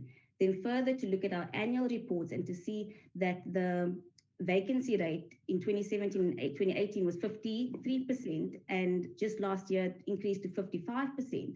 I want to ask SASSA to address the challenges we have is addressing the capacity of SASSA, not a priority, and should that not be made, you know, a priority going forward. Thank you, Chairperson. Thank you, Honorable Abrams. Honorable van der Merwe. Thank you very much, Chairperson. I would like to thank the ADG for his report, and in particular thank everyone from DSD, NDA, SASSA, everyone who's done amazing work during these trying times. I would like to also add my voice to the sentiments raised in terms of conveying condolences to some of the frontline staff who have lost their lives. I would also like to in particular thank the ADG for the special focus that he had placed today on the issues of gender-based violence. I think it's something that we often complain about, that there's not a lot of focus from the department on issues of gender-based violence. And I think he really spoke to some of the interventions today. And I really hope that our intentions become actions going forward. Chairperson, I'm also glad that the CEO of SASSA spoke to the findings raised by the Auditor General, because I was going to ask her about it, and she spoke to some of the interim interventions that they've put in place. But I think it's really disheartening, Chairperson, that we only realized that we were paying some wrong people when the AG raised it. And more so, the AG raised the issue of that we were paying government employees. So I would like to ask the CEO, she did mention that they've tracked down some of these people who've received payments erroneously. But I want to specifically ask, in terms of the government employees who are collecting the 350 Rand grant, have you tracked all of these government employees? How many are they? And I would really like to appeal, Chairperson, that we are kept abreast on a weekly basis, or whenever we meet with the department, or whenever possible, that we kept abreast of the report that she says they've collected and that they're handing over to authorities, because I think we need to really keep making sure that people who steal from the poor are held accountable. I think there's really a very special place in hell for people who steal from the poor. So we need to make sure that we follow this to the conclusion. We want to make sure that everyone who has been collecting these grants fraudulently are held to account. Chairperson, I would like to say also, it says in on the slides, it says directions when it speaks to appeals, reviews, and rejections. It says the directions were only signed on 7 October, which provides for reconsiderations to be undertaken, and that we were waiting for an updated data set to be provided to us by the 12th of October from the UIF system. So were these received? And I would like to ask why only now, because we've been asking about the appeals process and the review process since we last saw each other in August. And I think we can just imagine you were rejected from this grant in April or May already, and you're still waiting to be reviewed. So I just wanted to get clarity. Are we only starting the review process now that we've received the updated sets from the UIF? And really, why so late? It's really concerning.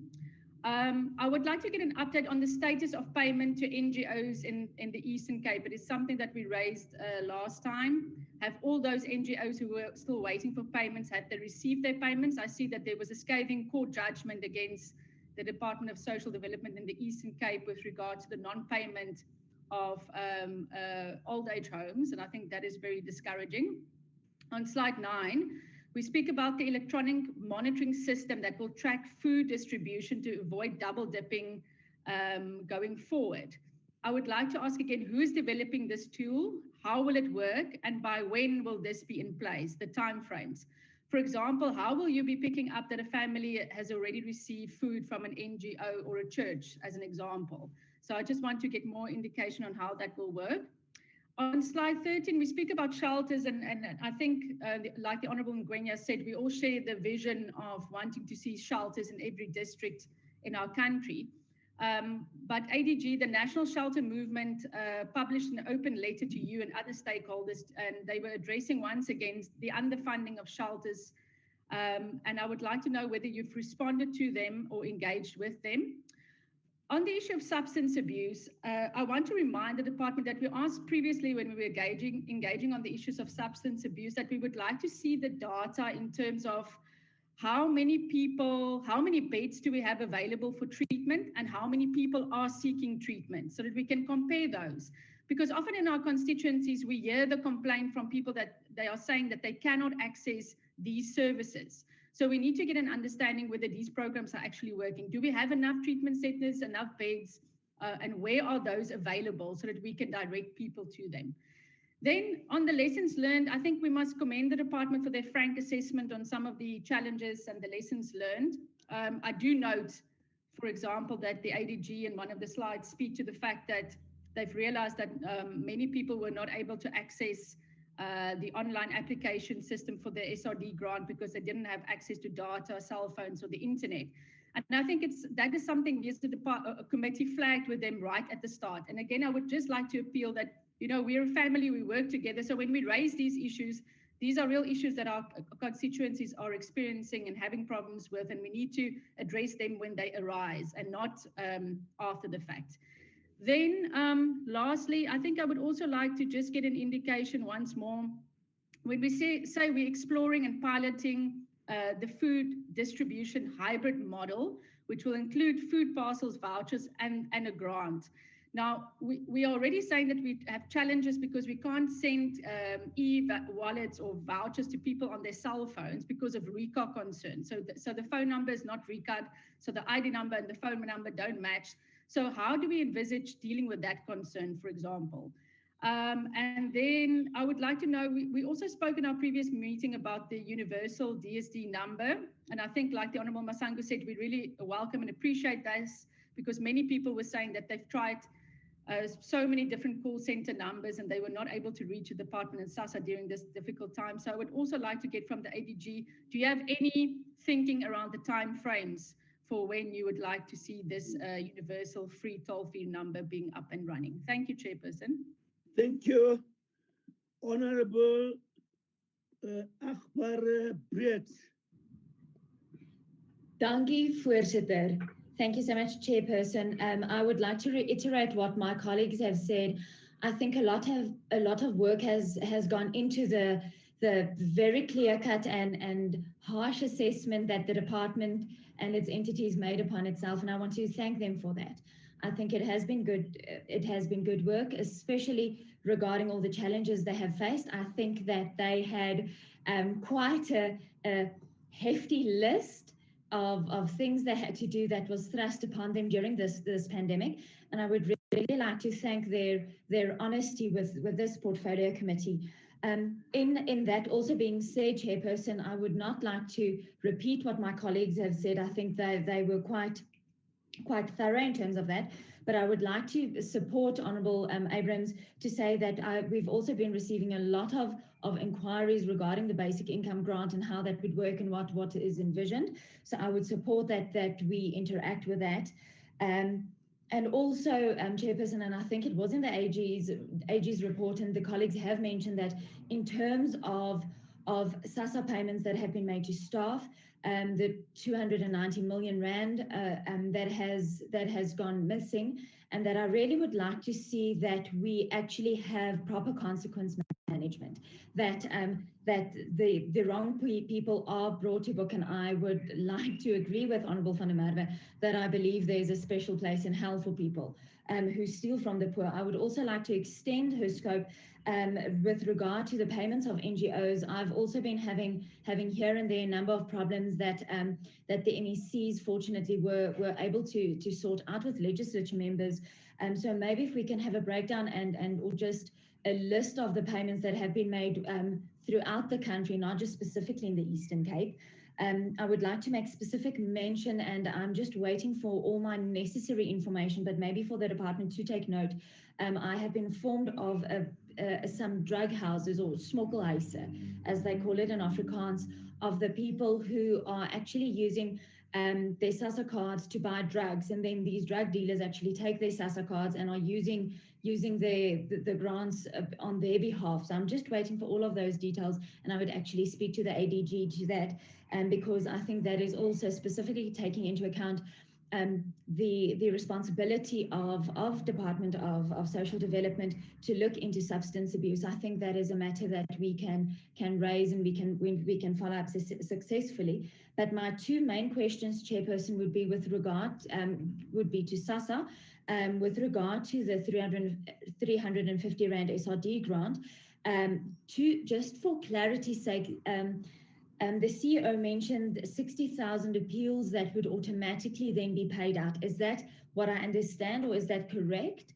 And I think Honourable van der Merwe might have mentioned that in terms of the appeals process, how far are we? And just specifically speaking to that 60,000 that the CEO mentioned, would those then be appeals that will automatically be paid to these people, automatically be available at the post offices for them?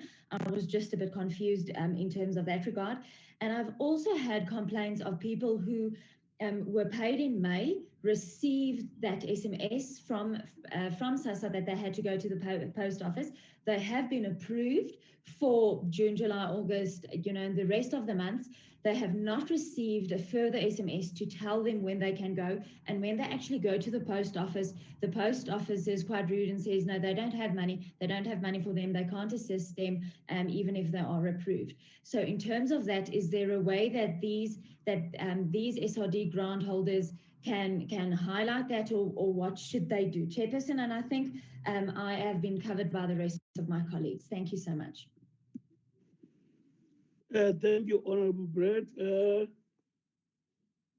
I think members who wanted to speak all have spoken, Honourable members.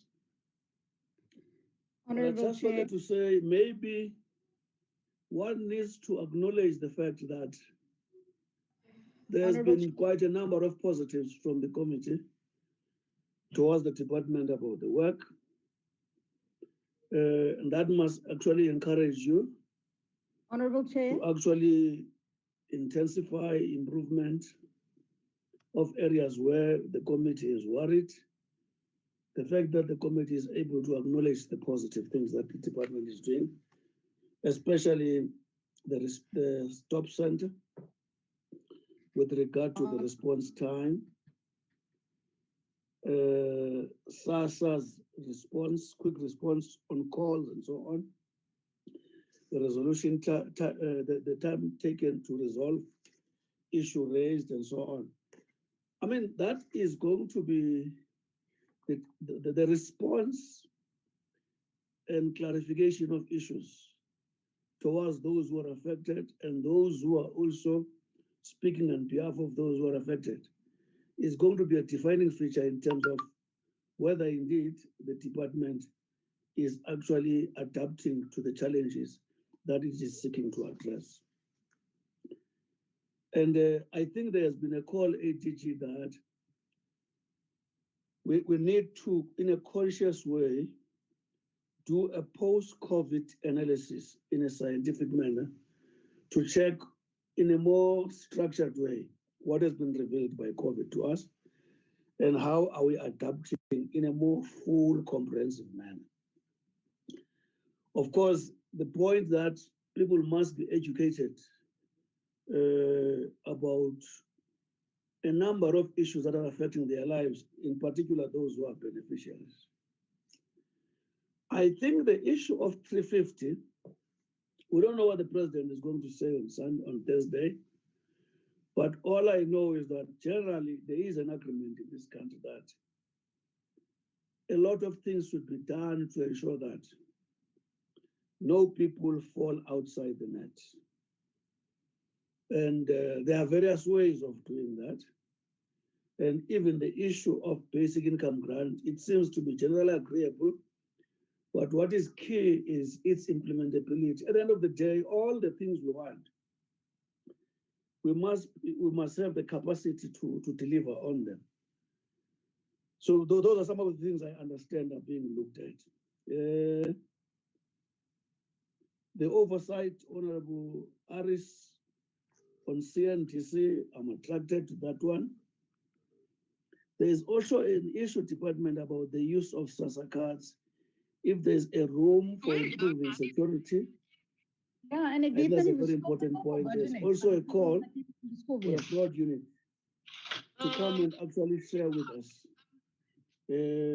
what is it that they can expose us to regarding the work they are doing. Honorable members will remember there's an organization here that came to make a presentation on the issue of alcohol. Maybe it's a matter that we need to go back to and check now that are we in a position to engage with it. The issue of shelters as articulated by the AGT, I think I understand him to be saying, whilst there's a deficit in ensuring that those shelters are available, they are not a good indication of the state of health in the country, which means the underlying challenges is where most of our time should be spent. Whether it's in the economy, social infrastructure, and various types of infrastructure, and the entire social economic infrastructure, be it housing, water, and so on. And the list of the DSOs that are receiving funding from the state. And the issue of double dipping, ATG.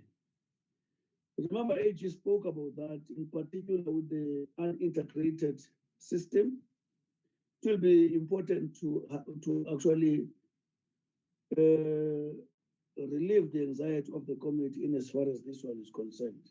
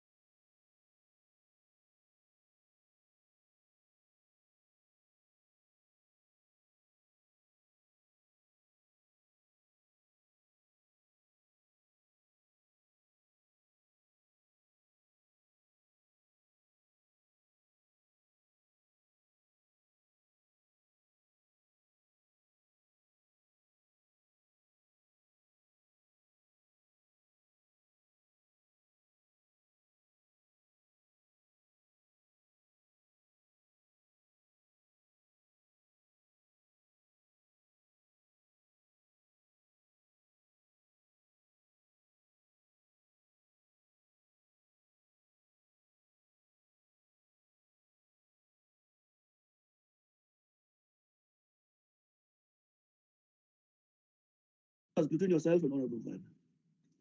But I raised my hand, Chair. Honorable Secretary, no. When you raise your hand, Mamvan, I must see it here. I can't see it where you are. So, Is it in the all of- budget? all right, it's resolved. It's no big deal. Honorable Secretary and Honorable Van. Okay. Thank you, Chair. I appreciate that. I firstly want to join my colleagues in thanking the department for the presentation. And secondly, I also want to convey my deepest condolences to the families and to the department on the very critical people that they have lost. One life is one life too many. I'm not going to repeat what my colleagues have said in depth. I'm going to just make a few comments that I believe is important to add. The one is the issue around alcohol abuse is due to the lack of psychosocial support and health services to treat psychiatric disorders and psychological support to poor families or to poorer communities. The health services in our areas are extremely poor, Chair. And it is an issue that we need to raise because a lot of the reasons behind substance abuse, whether it be drugs and alcohol, is actually founded in the trauma that our people are experiencing, as well as other undiagnosed mental illnesses that are not being treated. And it is a major issue that has escalated, especially under the lockdown. It gives us a red flag when you see that the day that the ban on alcohol was lifted, we made memes, people made memes about it, joked about it, but it is not that people do it recreationally only. It's also that people do it to numb pain. And I know that the DSD, because of their background as well, understands that. And it is a gap that we must close. Currently, over the last couple of months, what we are seeing is more and more people suffering emotionally and psychologically because of lockdown. We are sitting with I went to do oversight at schools over this period, and it is heart-rending to see the condition that teachers or the state of teachers and principals. So we need to work, and we need to ask the department that there be some interdepartmental facilitation, coordination, I do not know, but interventions to scale up our support in terms of psychological and psycho support. It is not enough. Then in terms of GBV, I thank the department for the passion in which the DG has given us a brief on that. But I want to go back to the whole thing around the prevention of GBV, which is strengthening support to vulnerable families. And it ties into the first comment that I made. Housing support, lack of housing is a major contributor to vulnerable women and children. And consulting with provinces to prioritize housing to single-headed households, especially women, because the vulnerability of women and children is the big reason why people need to stay. We can't just look at the short-term support. We need to look at sustainable interventions to support families to stay whole and for the breakdown of families to be addressed in a holistic manner. I want to highlight that. I also want to ask that the department please respond to what the committee has asked before. We asked for the list. The chairperson has now highlighted it. So did Honorable Alexander. We asked also for the department to provide us with other information that I have requested the secretary to please resubmit to the department. If the department can please respond to what the committee has asked before. The 350 Rand grant is not sustainable in the long term for South Africa, and we know the president is going to speak about this. This points again to the capacity of the department. The department, we know, cannot do this alone, and this committee has over and over said that. I want to re-emphasize the need for coordination and facilitation to address social challenges. And this goes back to the very issues that causes in the first place for people to be state dependent. For instance, the whole issue around maintenance support to women and the fact that children do not get maintenance is lapsing, and economic vulnerability of women is exasperated. I want to bring this again to the attention of the department to say there must be an advocacy, coordination, facilitation role that should form part of the response when it comes to gender-based violence. And then lastly, in terms of food security, currently we cannot service everybody with food parcels. It's impossible. We need the department, however, to become part of the community response where we are saying, and a lot of NGOs and churches are doing it, where land is being made available to communities in order for them to farm, harvest, even to use alternative farming methods in urban areas such as your Mannenbergs, your Mitchells Plains, your Khayelitsha's, all of that. We need those kind of innovative interventions to be supported by the department. And on the lessons learned, it is a shame that the department did not mention that the failure or rather the aggressive regulatory measures and how that brought a breakdown between the department, especially in Gauteng, and the people who supported food security to our people. We must see that as a lesson learned. Otherwise, we go back to regulations in a regulatory framework instead of facilitation and partnering with organizations on the ground. I thank you, Chair, for indulging me. Thank you.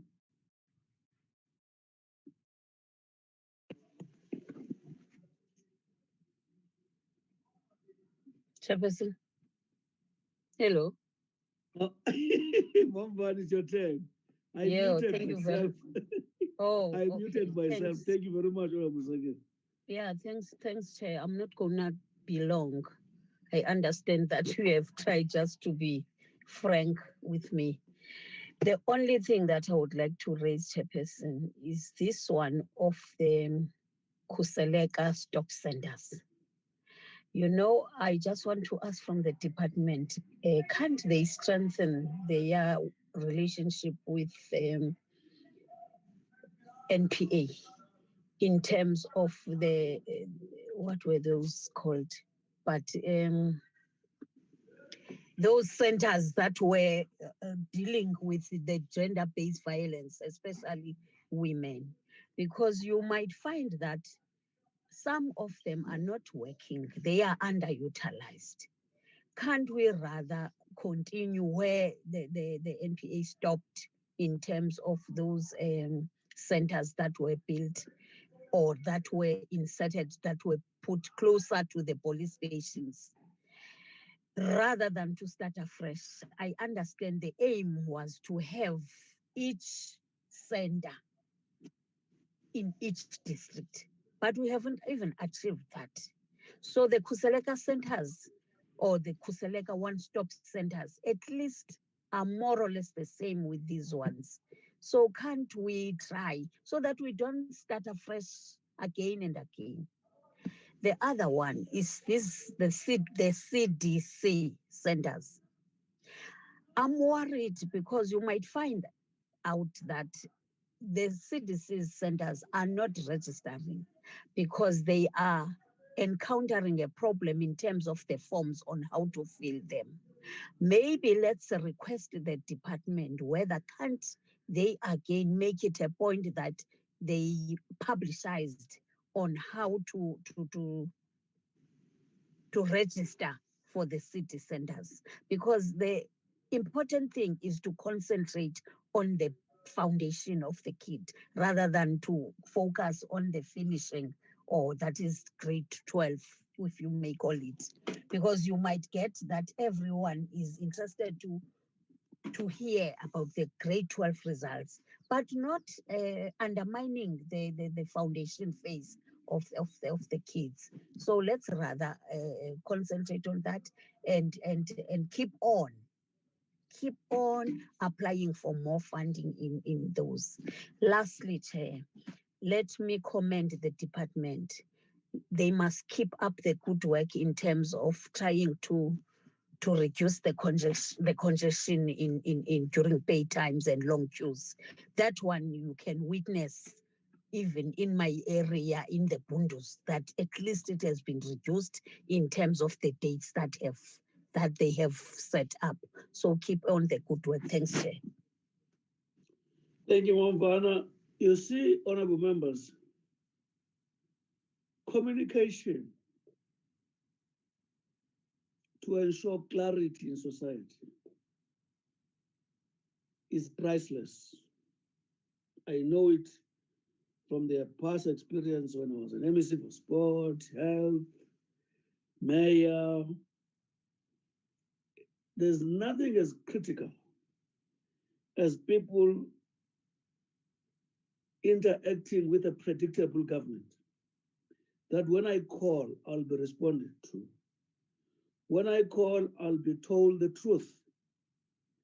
People do not always fight because they get what they want. At least they are put in the clear. That is a very priceless thing. So department must intensify this communication so that people can be responded to.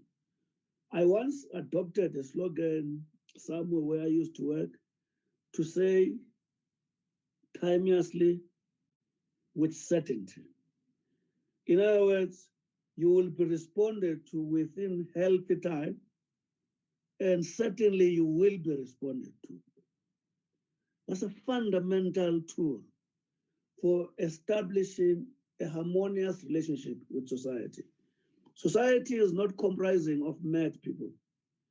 What actually annoys people, irritate them, is when there is no predictability in their communication between themselves and state institutions, especially those who give service to them. That's why this stop sender thing, Kusalega, must be intensified.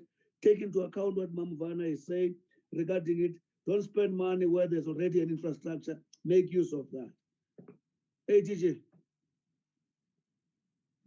Well, thank you. I'm going to give you, now I'm going to give you time until 10 to. Okay, I was just about to say we must thank the committee for allowing us to do the entire presentation. Thank you very much, Chair. You must thank the chair. Thank you so much, Honorable Chairperson. Let me ask. It is the longest ever. Yes. No, thank you. And let me also appreciate the comments by the honorable members and really also appreciate the fact that honorable members have acknowledged the work that we've done. For us, an important issue, and to your point, Honorable Chair, is to ensure that we're always in touch with the communities that we serve. That's fundamental. I've always said that a principle that I've always operated by is that if a client comes to you and you have the service to render, you must be able to render that service. If we're not able to have that service that renders it, because we are one government, I must know what other government departments are doing. I must be able to take that client and direct them to the relevant person who will be able to assist them. So by the time that client leaves us, they're at a much better place than they were when they come to us. That for me is service delivery, and that is ensuring that we are always engaging with our clientele. So thank you very much for that, honorable members. Let me ask Isabella to start and respond quickly to the ECD matters. And then immediately after Isabella, I'll ask Caesar to respond to some of the issues, particularly around the shelters, the shelter movement, the work that we've done there. And then Peter on the issues around food, the coordination of food. And then I'll ask the CEO of NDA and the CEO of SASSA to come in. Come, Isa. And then I will just round up with about 2 comments.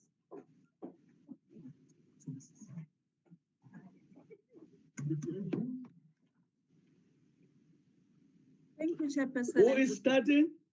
Isabella. It's Isabella. Isabella, please come in. I am here. Is it Isabella or Isabella? Isabella, Chairperson. Whatever. Proceed. Italian name. Thank you. Okay, all right. Okay. Please, DJ. No. Okay. Chairperson, in terms of Bangasali, we received 53,987 ECD programs that responded to the campaign or to the project, and we've got these numbers disaggregated according to type of program, and which I must say that the ECD centers are at the majority with 41,735, and the You information. you don't want us to see you. Oh.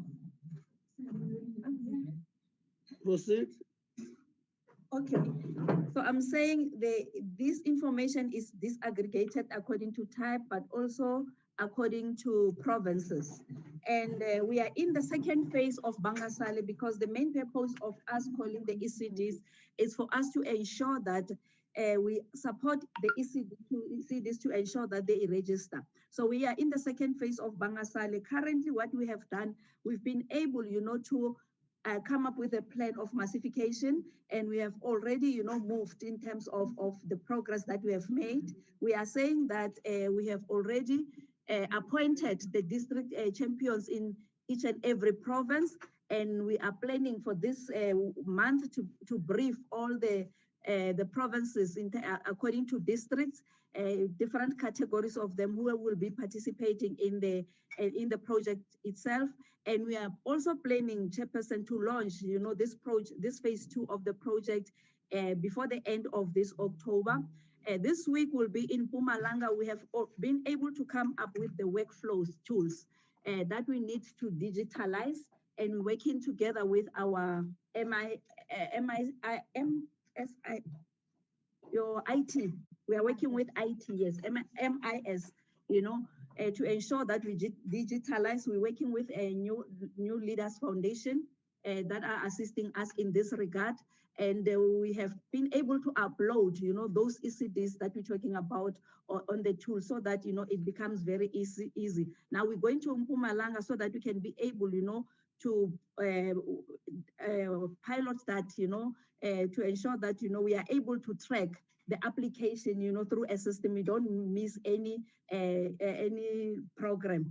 And we will be able to also, through the jamborees that we're talking about, we want to empower ECDs to be able, to complete the applications. The jamborees, they mean that we need to ensure that we've got a package for each ECD, which includes the form that is needed, the constitution, the checklist. So in other words, we're making it very easy for ECDs for them to understand what is it that is expected from them, so that when they submit application, there's no to and fro. We are able, to process their application. And once that is done, we are going to do the site assessments. And then as we do that, we continue to also communicate with the sector about the project, so that they understand, what is it that is expected from them, and they know about the project, so that even the community itself can be able to understand what is going on. So in terms of the support that we are rendering to ECDs, we have spoken about the PPEs, the money that we have repurposed for PPEs,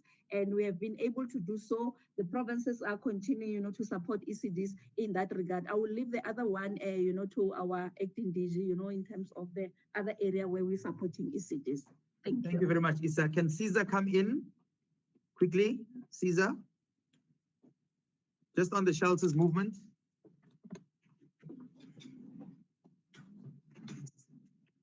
Caesar, okay, let's take Peter. Peter, please come in. Okay, thank you very much. Thank you very much, Chairperson and honorable members, for your valuable comments.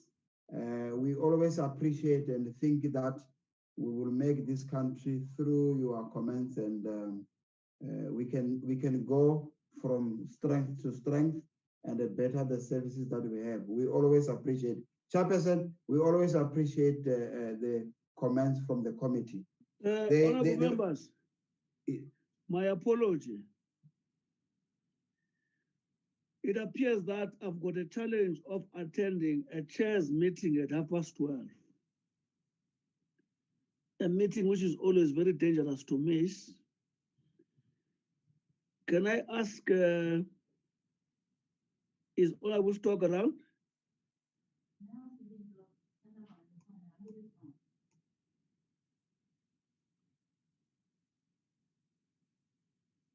Has it disappeared?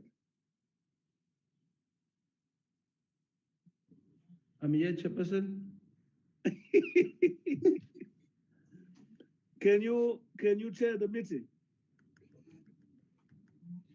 Okay.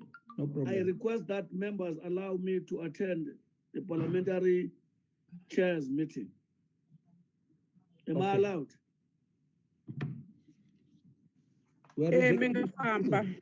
Agreed. Thank you, honorable members. Thank you, honorable members. Thank you very much, honorable members. Can you proceed, Peter? Thank you very much, chairs and the second chair for the time. There's three things that I will respond to, and some of them are just to give the information to the members if you have requested. With regard, first of all, I think the first one I need to take is the issue of the multi-sectoral ministerial advisory committee that has been established by the two ministers, Minister of Social Development and the Minister of Health. The committee is comprised of members from the civil society, interfaith, traditional leaders, traditional healers, and members and some members of the community, and it comprised of 41 members from the civil society. The committee advises the ministers, including Minister of Police, Minister of COGTA, and any other ministers that they deem fit. They request that minister to attend the meeting. And the committee it used to meet weekly on Wednesday, 3 to 6. Now it's meeting every second week, 3 to 5. And they produce advisory. Health and Social Development becomes the secretariat for this committee. It is chaired by Bishop Mpumulwana, and it deals with a lot of things that they advise the ministers on the issue of COVID and the implication of COVID within community, and also advise what government need to do on that front from the civil society organization. The Minister of Police and Minister of COGTA are part and parcel, but they only attend when they're invited, when they want to discuss issues pertaining to those. Up to so far, more than 7 advisories has been written to the ministers on starting with the funerals, which most of the interfaith, they were holding it, the issue of the circumcision schools and interventions. So there's so many things that they advised the minister on that they must take cognizance of. The second issue was the issue on the food security. The department distributed food parcels since the COVID started in March. And we know the challenges that we experienced. But as the 350 started, we have seen the dwindling numbers of the food parcels distributed. We used to distribute from 254,000 per month. We are now only distributing 63,000, and it's only Gauteng and Limpopo that are distributing the food in those areas. We have looked at the system, and as you have proposed, members of the portfolio committee, we have taken that. We were in the process of reviewing what we need to do, and also including the issues of e-voucher. For the department, we haven't done the e-voucher system as such, because it's quite a tedious thing that we still need to look at the feasibility and also look at a procurement of those, and it's quite a hectic one. But on the other side from SARS, I think they will report in terms of the e-voucher system that we have. Currently, for the past 2 months, it's only 2 provinces that are reporting on food parcels. It's only Gauteng and Limpopo that has for August and September. And we receive donations on the food that we also distribute accordingly. The challenges that we experience in terms of the dwindling of the food parcel distribution is that I think the budget provinces have, remember, they requested that we should request budget from Treasury, which the DG will report on that. Budget finished, in most of the 7 provinces. That's why they are not distributing. Other questions was the issue of the CNDCs. Remember, the CNDCs were closed because of distancing and maintenance of the good health standards so that we should not infect people. We then, under level 1, requested that they should be open, but not just open. They should go through a rigorous process of being ready to operate, and firstly, operate on a takeaway basis where people need to queue and get the food and they go and eat in their own homes. As of the moment, none of those have opened except of the hybrid system that Western Cape uses. We have seen, and I think honorable members, you need to have this one. Once we are on level 1, schools has opened, which means that the number of kids that were hungry now are eating at school. ECDs have opened, meaning that some kids that are at ECDs are eating at ECDs. Drop-in center have opened. Old age homes and active aging program is opening, meaning that the burden on the food security program specifically have been reduced, except the number that have added when people get unemployed and others. So meaning that our food security program is taking place at ECD, CNDC, at schools when they are open, old age home, and in drop-in centers. That takes some of the pressures that we had during April, May, June, when we were still on level 2 and 3. And yeah, I think those are the things that we need to take cognizance of. We welcome that you will need to do a site visit on the CNDCs when they are full open. We will do that. Thank you very much. Thank you, Peter. Can I quickly ask the CEO of the NDA to come in and respond? And immediately after the CEO of the NDA, through your chair, then the CEO of SASSA. And then I will come in just to add a few points. Thank you very much. Oh, sorry, I omitted to include the issue of shelters. If Caesar can quickly just respond to that before CEO of NDA, my sincere apologies. Caesar?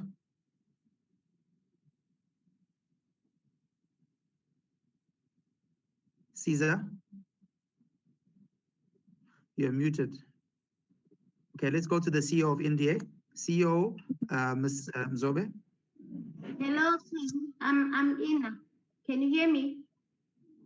Yeah, please be quick. Okay. You can respond to the issue of shelters. On the issues of shelter, the GBV, quickly with regards to the hotspots, we have developed the GBVF hotspots emergency response plan with all the 9 provinces to make sure that we respond to the issues that to respond to those issues or challenges. We will come back when we are ready with the consolidation to present and share the plan with the committee. Number 2, with regards to sheltering services, we have acknowledged that we've got serious challenges around sheltering services. We are therefore developing an integrated intersectoral plan, policy that would begin to assist us and make sure that we are able to respond comprehensively to issues of funding, to issues of LGBTI, to issues of families within the shelters. So there's quite a lot of issues around shelters, and the quick way of dealing with it is also to ensure that there's a policy that will enable us to respond to all the challenges. So we are currently busy with the policy, and the policy is going to be finalized in this financial year. Then the issues of funding for shelters, we are also supporting, the provinces are funding them, but over and above what provinces are doing, we are also strengthening their funding by funding them through CARA and many other resources that we are mobilizing, because we are fully aware that the funding that they are receiving is not enough. And we've also raised the issues with Treasury. Treasury is also aware that we are, as a department, we are not receiving adequate funding. Hence, it becomes even difficult for us to meet all the requirements that are needed by the service providers or the civil society. However, those are some of the things that we are continuously addressing. Then the last issue, or the note before the last issue, one member raised the issue of the Khuseleka in Northwest. I think is it Klerksdorp? Yeah, well, Khuseleka in Northwest. That yes, of course, some of the existing Khuselekas, they are not fully functioning the way they are expected according to the model, because there is a model that we are following. So for those Khuselekas, what we are doing, we are currently beefing up their funds to make sure that they renovate, they install the CCTVs, they work around the skills development, because one of the things that makes Khuseleka unique or different from any other shelter is the fact that they have a comprehensive skills development center, which is going to empower women and make them more, economically viable and have opportunities. So that is the area that we are working on. So the one in Northwest is one of those that we are working on to make sure that it's up to scratch.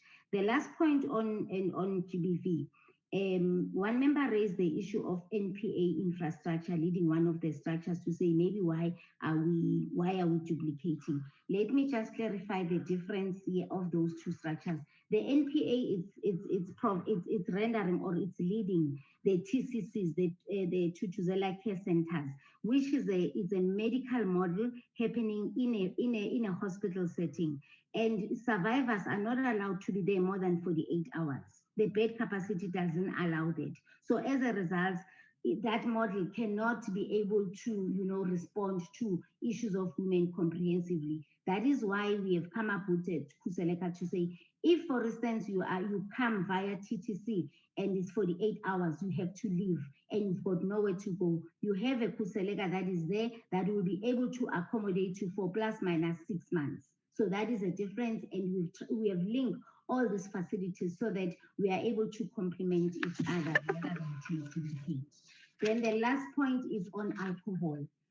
On alcohol, yes, the measures that were proposed to the NAT joint and various structures, the sector has agreed that those are the measures that would really help us to curb the abuse of alcohol. However, we will need the legislation to ensure that those measures are implemented. Without the legislation, there's no way we will be able to reduce or curb the abuse of alcohol. So we are currently working with DTI, because they are leading as far as the amendment liquor bill. We are meeting with them as well as the Department of Health to look at advertising and all those measures. There is a task team that the DG is leading that we've established to make sure that those issues are addressed. I think those are all the issues from my side. Thank you. I think the one thing you should have indicated is that we actually have responded to the letter from the shelters movement. Oh, we have actually responded to that letter, and we are engaging the shelters movement, including National Treasury, for financial support. We're very much aware of the challenges around the funding for shelters, and I think we have put some plans in place to try and address those.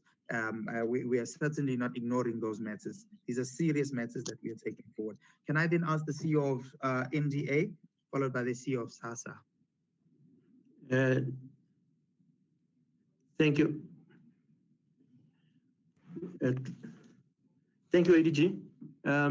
It's Anthony Bower, who's running the CARA program, managing the CARA program within NDA. And good morning to the chairperson and the honorable members. Just two issues that I heard that were raised.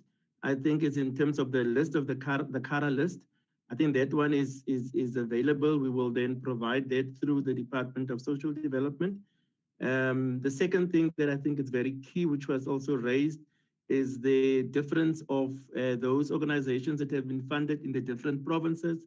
I just want to indicate that it was an open call for proposals, and therefore we could not change. What we've received, we based on the proposals that we received, we then adjudicated or assessed and recommended for funding.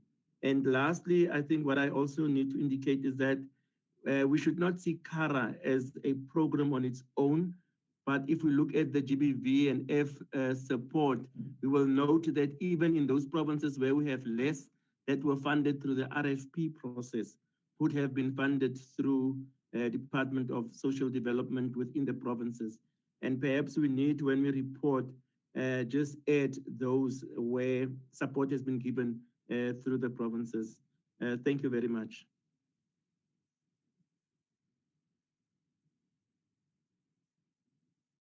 Thank you very much, Anthony. Is there anything else, CEO, that you'd like to raise from NDA side in response to the questions, or are you covered? Okay, let's then go to the CEO of SASSA. CEO. Thank you, DG. Thank you, Chair, and thank you, members of the Portfolio Committee. I just want to also just highlight the appreciation of the support and the guidance that we always get. And Honorable Ngwenya, we did take your challenge to ensure that people can indeed be able to apply for their grants digitally when you complained that people are not able to apply when they're actually in hospital. So in future, that is going to be enabled with ease. But again, we understand that it is going to be a journey.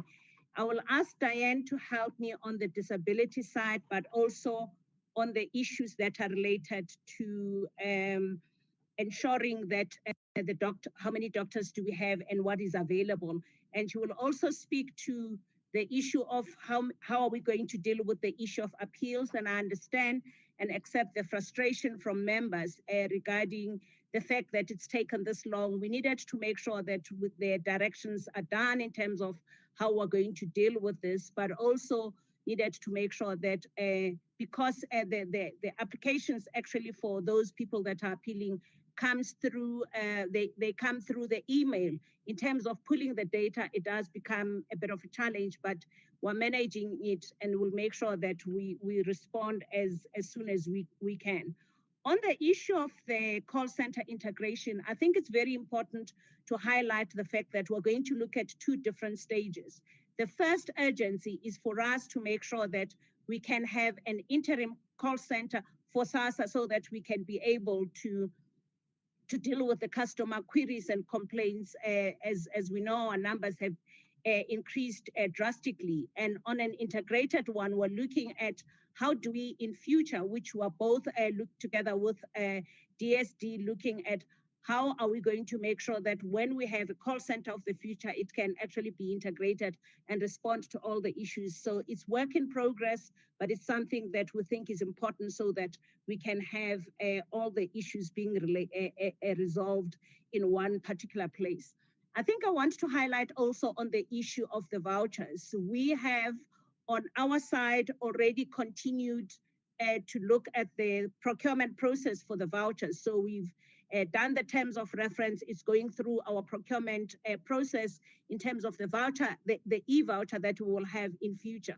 We've engaged the regions. Some of the regions already currently have a manual voucher that they have used in the past that we are thinking of utilizing whilst we await the process of getting of putting in place the e-voucher of the future. So that's what we are investigating, and we should be able to roll it out as soon as we can. But it's not being implemented yet because we had to understand from the regions as to what suppliers do they have who are close to the communities, because that's what becomes important. But also, it's important to highlight that the idea is for us not to ever go back to food, particularly as SASSA, because it just creates a whole lot of challenges. So the voucher will only be what we use in future, and that's what we're going to be implementing. But we will advise the portfolio committee members in terms of which regions are going to be able to begin to roll it out sooner, particularly focusing on the issue of the kids that are going hungry. We thought that should be the first point of call for us to make sure that the children, in partnership with health, that we can make sure that we provide that support whilst we look at the others. The issue of the post office, I think this is a partner that is extremely challenged. And I think more than anything else, they've been challenged by the issues that relate to the leadership for a long time. But I want to believe that the minister has resolved most of the issues because now they have a boss from both sides, from both Postbank and the post office, so that we can make sure that they can actually manage that. Both ministers have established a structure whereby we engage on a operational level in terms of resolving the issues, but we also engage with the ministers on a monthly basis to report back to them on issues that we've resolved. We understand and agree that it is a huge challenge that the post office faces, but unfortunately we as SASSA cannot be the only ones that saves the post office for them to be able to deliver all the services that they actually need to provide. The other challenge that we had previously was again because of the separation between post office and Postbank, but we believe the minister has been able to align the focus in terms of both structures, which I believe, barring the issues that have to do with financial support, that we can be able to resolve most of the issues. The issue of cash, we actually, in terms of how we provide payment, particularly when it comes to the 350, we actually pay the money into the accounts upfront before the clients actually are told to go and get the money. And we know that in some instances, clients have gone and didn't find money. And we've agreed that in terms of the issue of the SMS is that the SMS to the client be sent by us as per the agreement with the post office as to how many clients can they be able to serve at a particular time. I know that we have not been able to resolve it in terms of this partnership quick enough, but it's work in progress. And I think with the intervention by the ministers, we should be able to meet each other quicker in terms of making sure that these issues get resolved. On the request for us to come and report back on the issue of fraud that is taking place in our environment, and also particularly in the environment of the post office with regards to cards, because the cards are actually issued by the post office and not necessarily by us through their partnership with Postbank. We will make arrangements through the chair and actually come and give input to the portfolio committee in terms of where are the bottlenecks, where is fraud happening, what is it that we've done. As you've noted, there's been quite a number of arrests on the side of SASSA, but also what interventions are being put in place, both on the side of SAPO, and we've been working together with SABRIC, with the banks, and also the risk committees that look after fraud in the banking space holistically, to make sure that we understand how we can actually stop this level of fraud that is taking place. I will ask Diane to talk to the issue of disability grants, and also to talk to the issue of how do we ensure that we can pay people as soon as we can, and the process with regards to those people that have indicated that have actually asked for review in terms of the 350. Thank you very much, Chair. Diane? Thank you so much, CEO, and good morning, honourable members, honourable Chair. I'll talk just to the 3 points very quickly. Firstly, on the reconsiderations, which is the number of questions that came in. I think I wanted to clarify that the October directions that have been signed that we made mention of in the presentation just allowed us to do the reconsiderations by looking at inflows into the bank accounts of people. The directions that had been signed in August actually introduced the legal framework for people to appeal the decision of not being approved for the 350 grant. So it is work that we've been doing subsequent to the August directions. We currently sitting with 60,306 requests for reconsideration. Those are the ones that have not yet been dealt with, that we will now be able to deal with in terms of the directions signed in October. The way that we will deal with these is to look at whether there was any inflow in the preceding month into their bank account, but also So to match them against the updated and refreshed database that we've received from the Unemployment Insurance Fund. We did have challenges with getting information from them, but we now have an agreement and we are expected to get that refreshed database in the course of this week, which would help us to deal with the reconsiderations. However, in August, we actually went through the process of applying the means test, which has since been taken out of the directions, but we applied the means test and 1.9 million people were declined. Those have all already been reconsidered and have been put into payment on the reconsidered decision. So it's not as though we haven't done any reconsiderations. We did those for August. We're now left with the 60,000. We also were looking at a process of possibly doing reconsideration for everybody who had been declined, but it really just is not affordable. It would take us more than 5 billion rand over the available budget. So it can't be done, and therefore we will only deal with those that people have lodged requests for reconsideration. So it is very important if people challenge the decision that has been made around their application, that they actually do put in the reconsideration request so that they can be added to the 60,000 base that we've got and dealt with. The time frame to be able to deal with all the reconsiderations is we're really aiming for end of October, but certainly by mid-November that would be done. It won't be an automatic payment, but it would be payment for the people that are approved on reconsideration. Hey, you are living on borrowed time. Sorry, Chair, I'm going to finish in 2 minutes. DG, I'm just about done. So just to say, please, to remind people to lodge the appeals, and the time frame, as I've said, would be certainly mid-November at the latest. Around the disabilities, and the question was raised about how many doctors have exited the contracts that we had. We've had 6 doctors who have exited the contracts that we had, and then we had a further 3 doctors who passed away. So exited it, but not by choice. The 6 actually exited by choice. And I think those were the most important ones. The other ones we would be able to provide responses in writing. Thank you, DG. Thank you, Honorable Chair. Thank you, Chair. My apologies. I know we are on borrowed time by 3 minutes, but there's just 3 points I'd like to raise quickly. One is that there's a lot of discussions around the basic income grant, and we're very much aware of discussions both within the sector and, of course, within our space that we are in as well.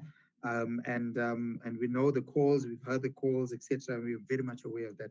I want to say that we're looking at some policy work with the relevant government departments, as well as within the NEDLAC space. You're looking at modalities, phasing in of various processes, or how we would think about going about this, and as well as financing options, which is the biggest issue around the fact that it's going to have, or rather it's going to cost a lot of money, and we need to look at various options in that regard. So we're looking at that. The other point I want to raise that members have spoken to is the fact that when Dr. Harrison came to the portfolio committee and presented on the issues of alcohol, we've taken some of those issues and we've begun to embed them in some of the work that we do. But most importantly, we have been having discussions and meetings with Dr. Harrison and the colleagues at DG Marie Trust. And we've been engaging with them around substance abuse in general and a number of other issues. We're meeting them on Friday, actually, again, and I've personally been part of those meetings. And I can tell you that we are in the process of finalizing a memorandum of agreement between us, so that we're able to leverage on some of the good work that they've been doing. So we're listening to the issues that come to the portfolio committee, and we're following through adequately on those areas. And I personally have been in those meetings with Dr. Harrison and his team. So we're making significant progress in that regard. I wanted to say to Honorable Lizelle that the status of ECD NGOs in the Eastern Cape has increased drastically. Or rather the payment, they were at 37% the last time we had a conversation with them. They've put measures in place. They're now sitting at 74% in the space of about 2 to 3 weeks, which is a considerable jump in terms of the payment of MPO. So there's good work happening in that regard. Yesterday, I convened the provinces, all provinces again, to get a sense of where the status is at. And I must say that we've seen a significant increase in terms of the payment there too. Let me also say to Honorable Abrams that the issue around, sorry colleagues, the issue around the hotspots, the alignment of the hotspots and the support to CSOs in specific hotspots. I actually picked that issue up as soon as the hotspots came up. And I then tasked the team to do an exercise to determine where we are supporting CSOs, whether they're in those hotspots and whether there's a correlation. So we are busy with that exercise and we can gladly share with you once we've concluded work in that regard. Those are some of the points. Maybe the last points I want to raise is the fact that I feel that, and I raised this with SASSA, my own view is that we possibly could have gathered much more data from the recipients who have applied for the 350 grant. That data would have assisted us with a range of things. And let me just give you one point where I thought that's an element where I thought we could have plugged. You have not forgotten ADG, the borrowed time. Yes. Just the one point. The president is about to announce economic recovery plan. Often when we're in the social sector, we think that the economic recovery plan is left to the economic cluster to deal with, etc. It's not the case. The economic recovery plan is a plan about people.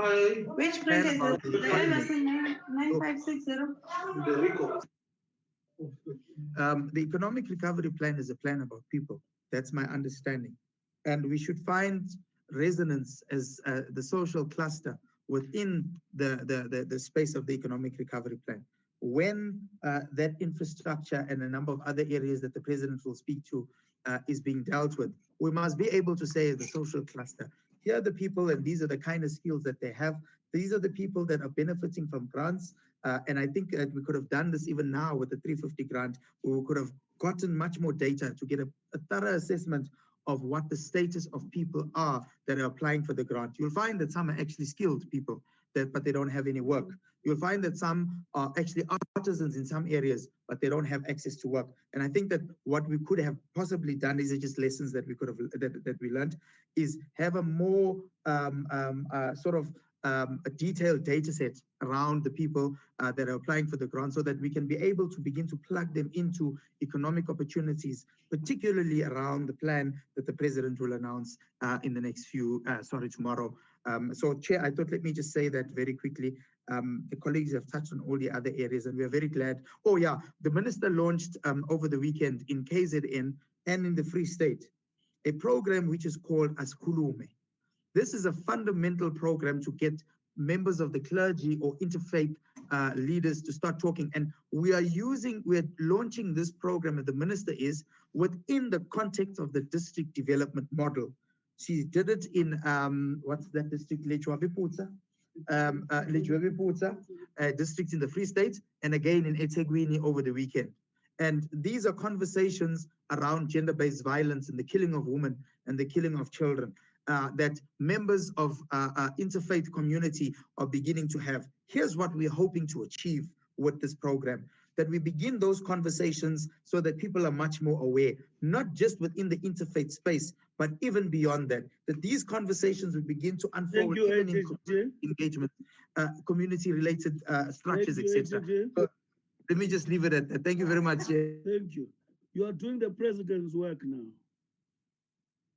Once you start being presidential, you must announce that you've got intentions. And we can start your campaign now. Thank you very much, ATG. I'm glad I'll have the support of the committee chair as the first. Yes, we'll support you, don't worry. Thank you very much, ATG. Thank you very much, department, for the work done. There's still numerous places for improvement. Otherwise, you were received positively today. The next item, Linda. Chairperson, the next item is the adoption of the quarterly reports. Thank you very much. that's an internal business, but which is not confidential, ATG. Yeah, you can stay if you want. If you don't, you can go. It doesn't matter because you're not I will going to go and try participate. and continue with the campaign. You are not outside. you are not going to participate in this one. Honorable members, we're tabling before you 2019-20 quarter 1, 2, 3, 4 reports for adoptions, which were processed, but what was not done was adoption. We're tabling them before you. My assumption is that they were circulated. Yes, Chairperson, they were circulated. Honorable members, you can choose whatever report you want to choose. If you want to talk about quarter 1, but all of them are being tabled before you from 1 to 4.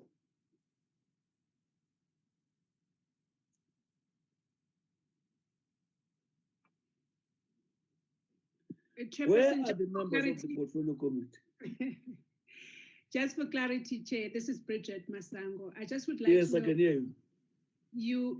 You are tabling the reports for us to approve as having discussed them and engaged in the with the reports.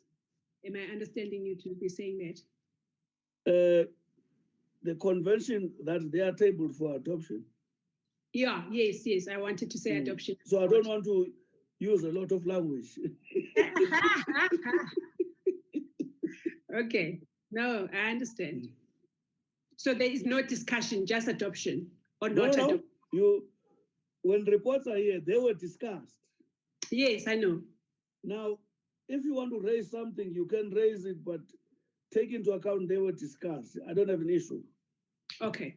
In other words, whatever we discuss now, whether people were properly quoted or there's grammar and whatever and so on. Okay. Chair, what I would like to say, when I was going through the reports, for me, they seemed to cover the areas that we discussed. And also, what they did also was to say maybe at a later stage when the program allows, we can go back to especially what the action steps, because I was quite I think the word is impressed with the way that they were, the reports were sort of written. And when the time comes in this meeting, one will be able to then, propose adoption and things like that. But I just want to know, to ask that, or to propose that there are issues that don't need reiteration now, but there are issues that when the program allows at a later stage, we can go back to those issues that were raised in those reports. Thank you, Chair. Quarter 1 to quarter 4, honorable members, are before you. Okay, let me start by sequence now. Quarter 1, any opposition to the adoption or any proposal for adoption? I would like to propose adoption, Chair. Thank you. Any seconder? I will second, Chairperson, Honorable van der Merwe. Thank you, Honorable Member.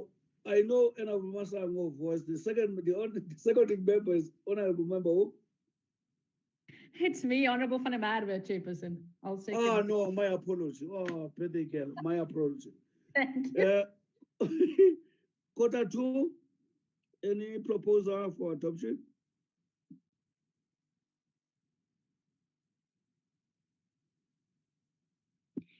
Am I allowed to propose again? Yeah, no, if they don't want their reports, you can propose, Honorable Masango. Proceed. I know you forbade me at some stage because I was proposing everything, but I would like to propose adoption. So, Honorable Masango again is proposing adoption. Any seconder? I second Honorable Chairperson, Dikgang Stock. Honorable Dikgang, second. Third quarter report, any proposal?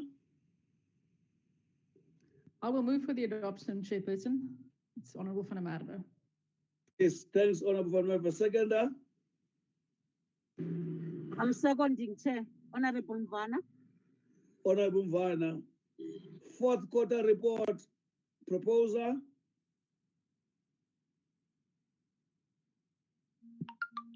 I will move for the adoption, Chairperson. It's Honorable Van der Merwe. Honorable Van der Merwe. Yo.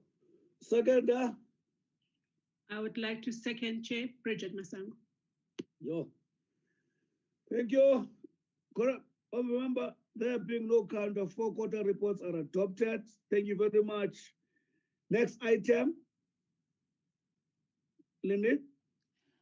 Chair, maybe omitted, there's also a report for the first quarter of 2020, 2021. But it's not, I didn't see it on the agenda. Is it there? Yes, Chair. Oh, And, honorable member, there is a report by the panel led by former President Honorable Kgalema, which we all know, which belongs to the Fifth Administration, which its processes were not completed. Now we are completing its processes. We went through it here during this administration. What is left now is adoption, its adoption for noting by Parliament, for noting by National Assembly. Honorable Stock, I'm moving for the adoption, Honorable Chair. Any seconder? I will second, Chairperson. Honorable Van der Merwe. Thanks, Honorable Van der Merwe. Next item, you said Honorable Nsabo, but the way you do your work, you're honorable anyway. Ms. Nsabo? Thanks, Chairperson, is the 4 sets of minutes as well as the program, the 4-term program, so we can decide which one you want to start first. Give us the sequence of the dates of the minutes.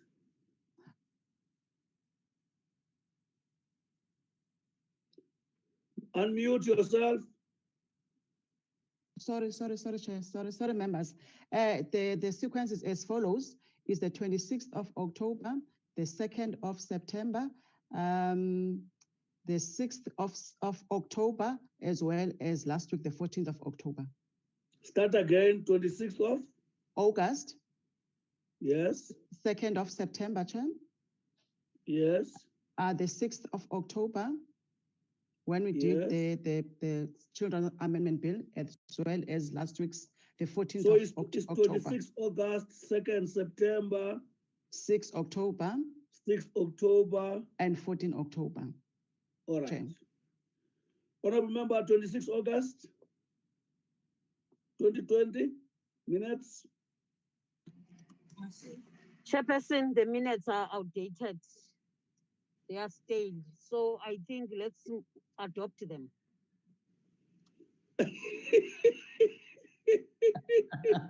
Let me ignore your remarks, Honorable Mvana. Honorable Mvana is Okay, proposing adoption. I'm adopting the ones of the 26th. 26 August. Any seconder? I will second, Chair. Thank you, Honorable Member. 2nd September, any proposal for adoption? I'd like to propose adoption, Chair. That's Bridget. Seconder? Mvana seconds, Chair. Thanks, Honorable Mvana. October the 6th, am I right? Yes. Yes, Chair. Proposer? I propose, Honorable Chair, the Council. Any seconder? I will second, Chairperson. Honorable Van der Merwe. Thank you, Honorable Member. 14th October. When are you proposing? We're not telling. She's having Dilashekile, Chair, I was disconnected. I don't know what you're doing now. Honorable members, the minutes of the 14th of October. I would like to propose adoption, Chair. Sorry, Yes, Chair, thanks. it's Yolisa. Can I just come in? Who's just coming? Yolisa. Yes, Yoli. I just maybe want clarity from Mrs. Lynn. The 14th of October is today. Maybe she got the dates wrong. Last week, what? Sorry, last week was the 6th, Hi, sort out the dates. Last week was the 7th. Let me look. It was the 7th last week. 7th, yes, 7th. 7th. I saw the And then minutes. the next one? So we are done. No, but It why was the did, 7th. did we not meet last week Tuesday, which was the 6th? 7th, ma'am. Yeah. Sorry, it was the 7th when we did The children's 4th was amendment. on Sunday. The 5th was on Monday. The 6th was on Tuesday. And we met on Tuesday. Yes. It was the 6th, not the 7th. Yes, Chair, we scheduled for 2 days last week, 6th and 7th, but we've concluded the business on the first day, which is the 6th. You are correct. For the You are briefing correct. on children's amendment bill. So which makes it the 6th? Yes, Chair. So we've got only So two we sets. don't have 14. No, we don't have. Sorry, we've got only 3 sets. How did 14 crop? I think I was busy as well preparing the agenda. Yeah, but Just you're exposing us because we're also adopting that thing which doesn't exist. Okay, Nandi, thank you. Okay. Sorry, ma'am. Nandi, Hello, ma'am. yes, just rectified my initials. It's LH, not LA in all the Okay. minutes. Ne? No, I'll do so. Thank you Visa, very much. visa initials? Member Iris. No, we have extra visa initials. And when I learned, you don't know Afrikaans. Dit is die agbare Aries se initial. Ja, ek sal julle aanbeveel. Afrikaans is The last item, Lindy. This item, members, is the adoption of the draft 4th term committee program. Do you want to Can I- take us through Okay, from Chair. today onwards because the other work has already been done? Okay, Chair. Just read it from today onwards Okay, Chair. I'll do so. or present it here. Yes. Today is the 14th, which is we just concluded the business of today. The next date is next week, which is the 21 of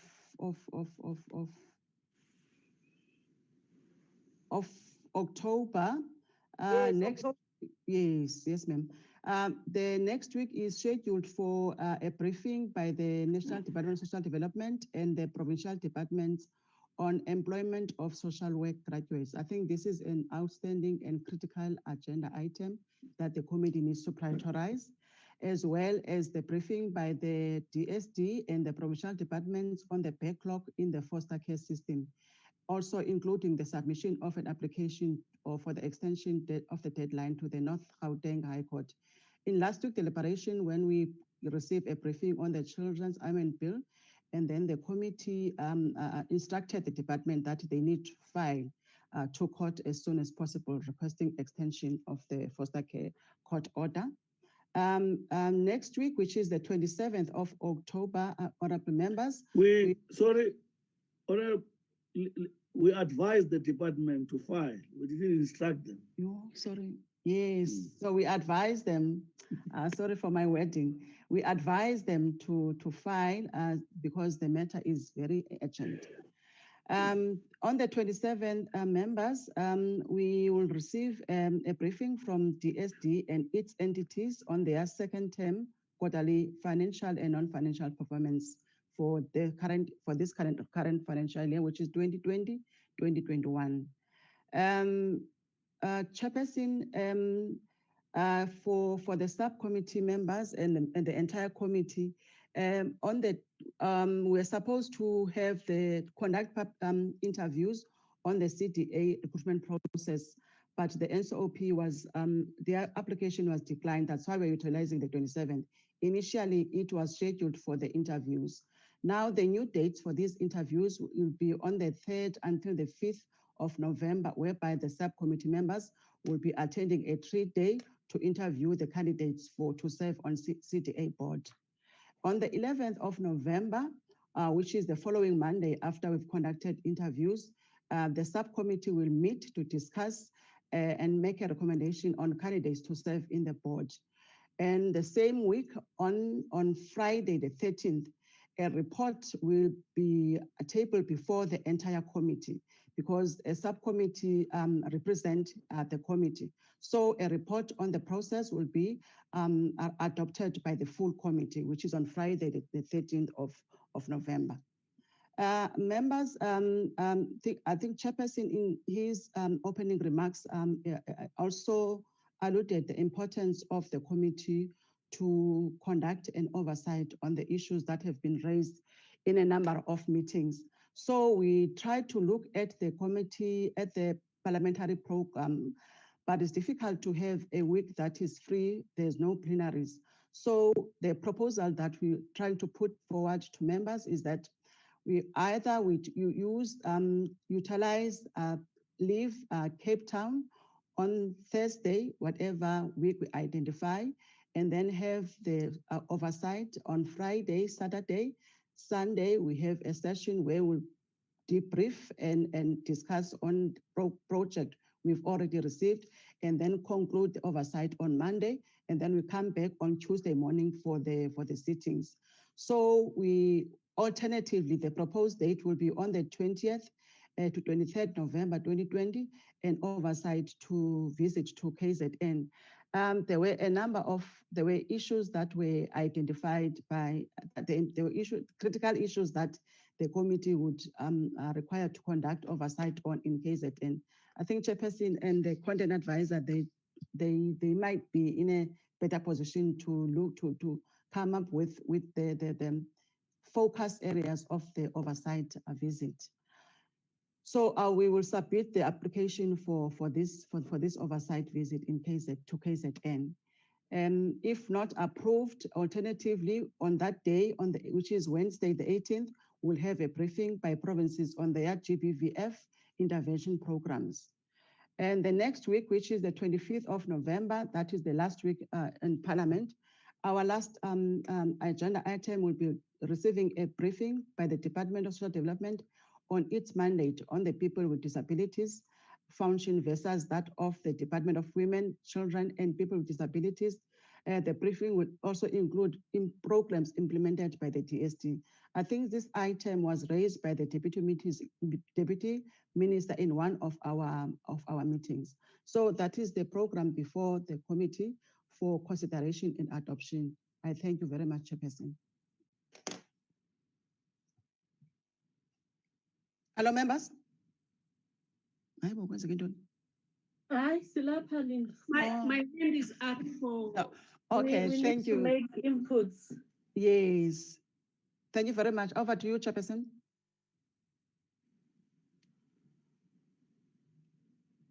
Done. Yes, Chair. Can we, do you want to speak on the oversight? There were ors and ors there. Can we, before the committee adopts or not adopt? Okay, Chair. We spoke about it with you, Chairperson, and basically the issues that you raised during the meeting are the ones that we will focus on. So Sia and I, you have to now to develop a concept document and a program. And also Sia will do some research work in terms of those areas that were identified, Chairperson. And we, as discussed with you, there were two options, Gauteng or KZN. And because of the recent incidences of GBV in the KZN, I just forget now the actual area where a number of bodies were found. Sorry? Okay. Then it was a advice of a Chairperson that the committee should maybe rather go to KZN. And also, Chairperson, as the discussion to date actually helped me because the department reported that it is in the process of establishing or making a plan to establish the one-stop center. So at least KZN is one of those provinces that were in the yellow.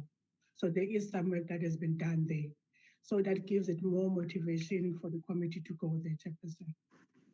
I don't know if I addressed what you were asking, Chair. Thank you. Honorable members, that's the term until, what is the last date, Lindy? November? The last meeting will be on the 25th of November. Are you suggesting that we don't work after that? In terms of the parliamentary program, The last week, the last sitting, I think it's somewhere on the 28th, and then thereafter there will be a constituency from 3rd Okay, of December all right. to 11th of December. All right, It's okay, constituency all for right. us. Honorable members, Chairperson. table for Chair. consideration.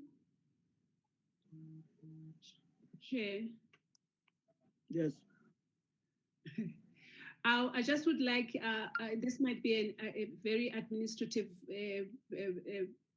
point to make with regards to the interviews of the CDA board.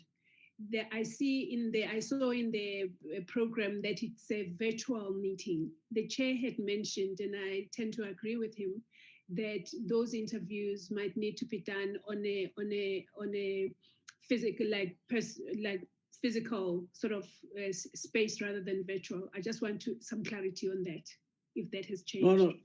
No, thanks, Honorable Masango. I think you know that was the position of the committee. What Honorable Masango was saying was the position of the committee, and it was proposed by Lindy herself.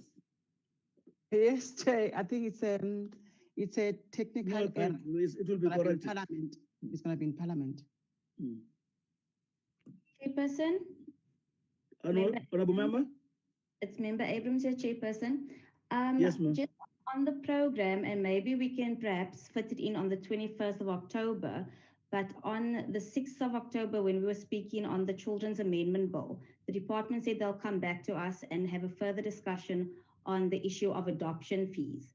So my request would then be, are we still going to do that this year? And if so, maybe the 21st, when we deal with the foster care and that section, that we can maybe fit it in there. And then also, Chair, coming from this morning's committee meeting, will there still be time then to fit in a report on the basic income grant this year still? Thanks, Chair. Let me put it this way. This is the work we propose to do this year. What you are raising, Honorable Abrams, is a matter I also raised with the Connect advisor, and they were able to remind me on all the issues that we felt we need further discussion with the department. Because the bill is an ongoing issue, we'll still come back after recess, December, deal with it. If the committee wants to discuss those things this year, it's fine, but I thought we've got enough on the table now, but those issues will be taken care of. Does that address the issue? Noted, Chair, thanks. Thank you very much.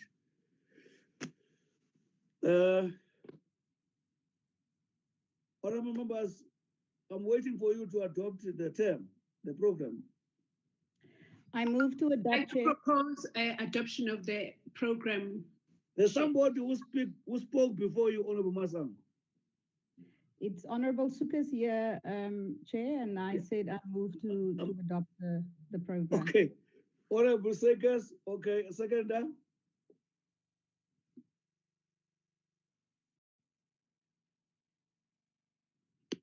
Is nobody speaking before me? I would like to second the adoption of the Delisiwa is seconding Honorable Masang. Honorable Ngwenya, I'm trying to protect you for doing your work. Chair. For doing your work. Thank you so much. Thank you very much. Honorable Ngwenya adopts. Anything else, Lindy? That's all, Chair. We have covered. Just before 12:30. Thank you as always, honorable members. Let's meet on Thursday when the president makes in a joint house the presentation on the recovery plan, and we'll engage after that. Thank you very much, honorable members. Have a good day. Thank you, Chair. Let's meet at Senegal on Friday. Bye, Chair.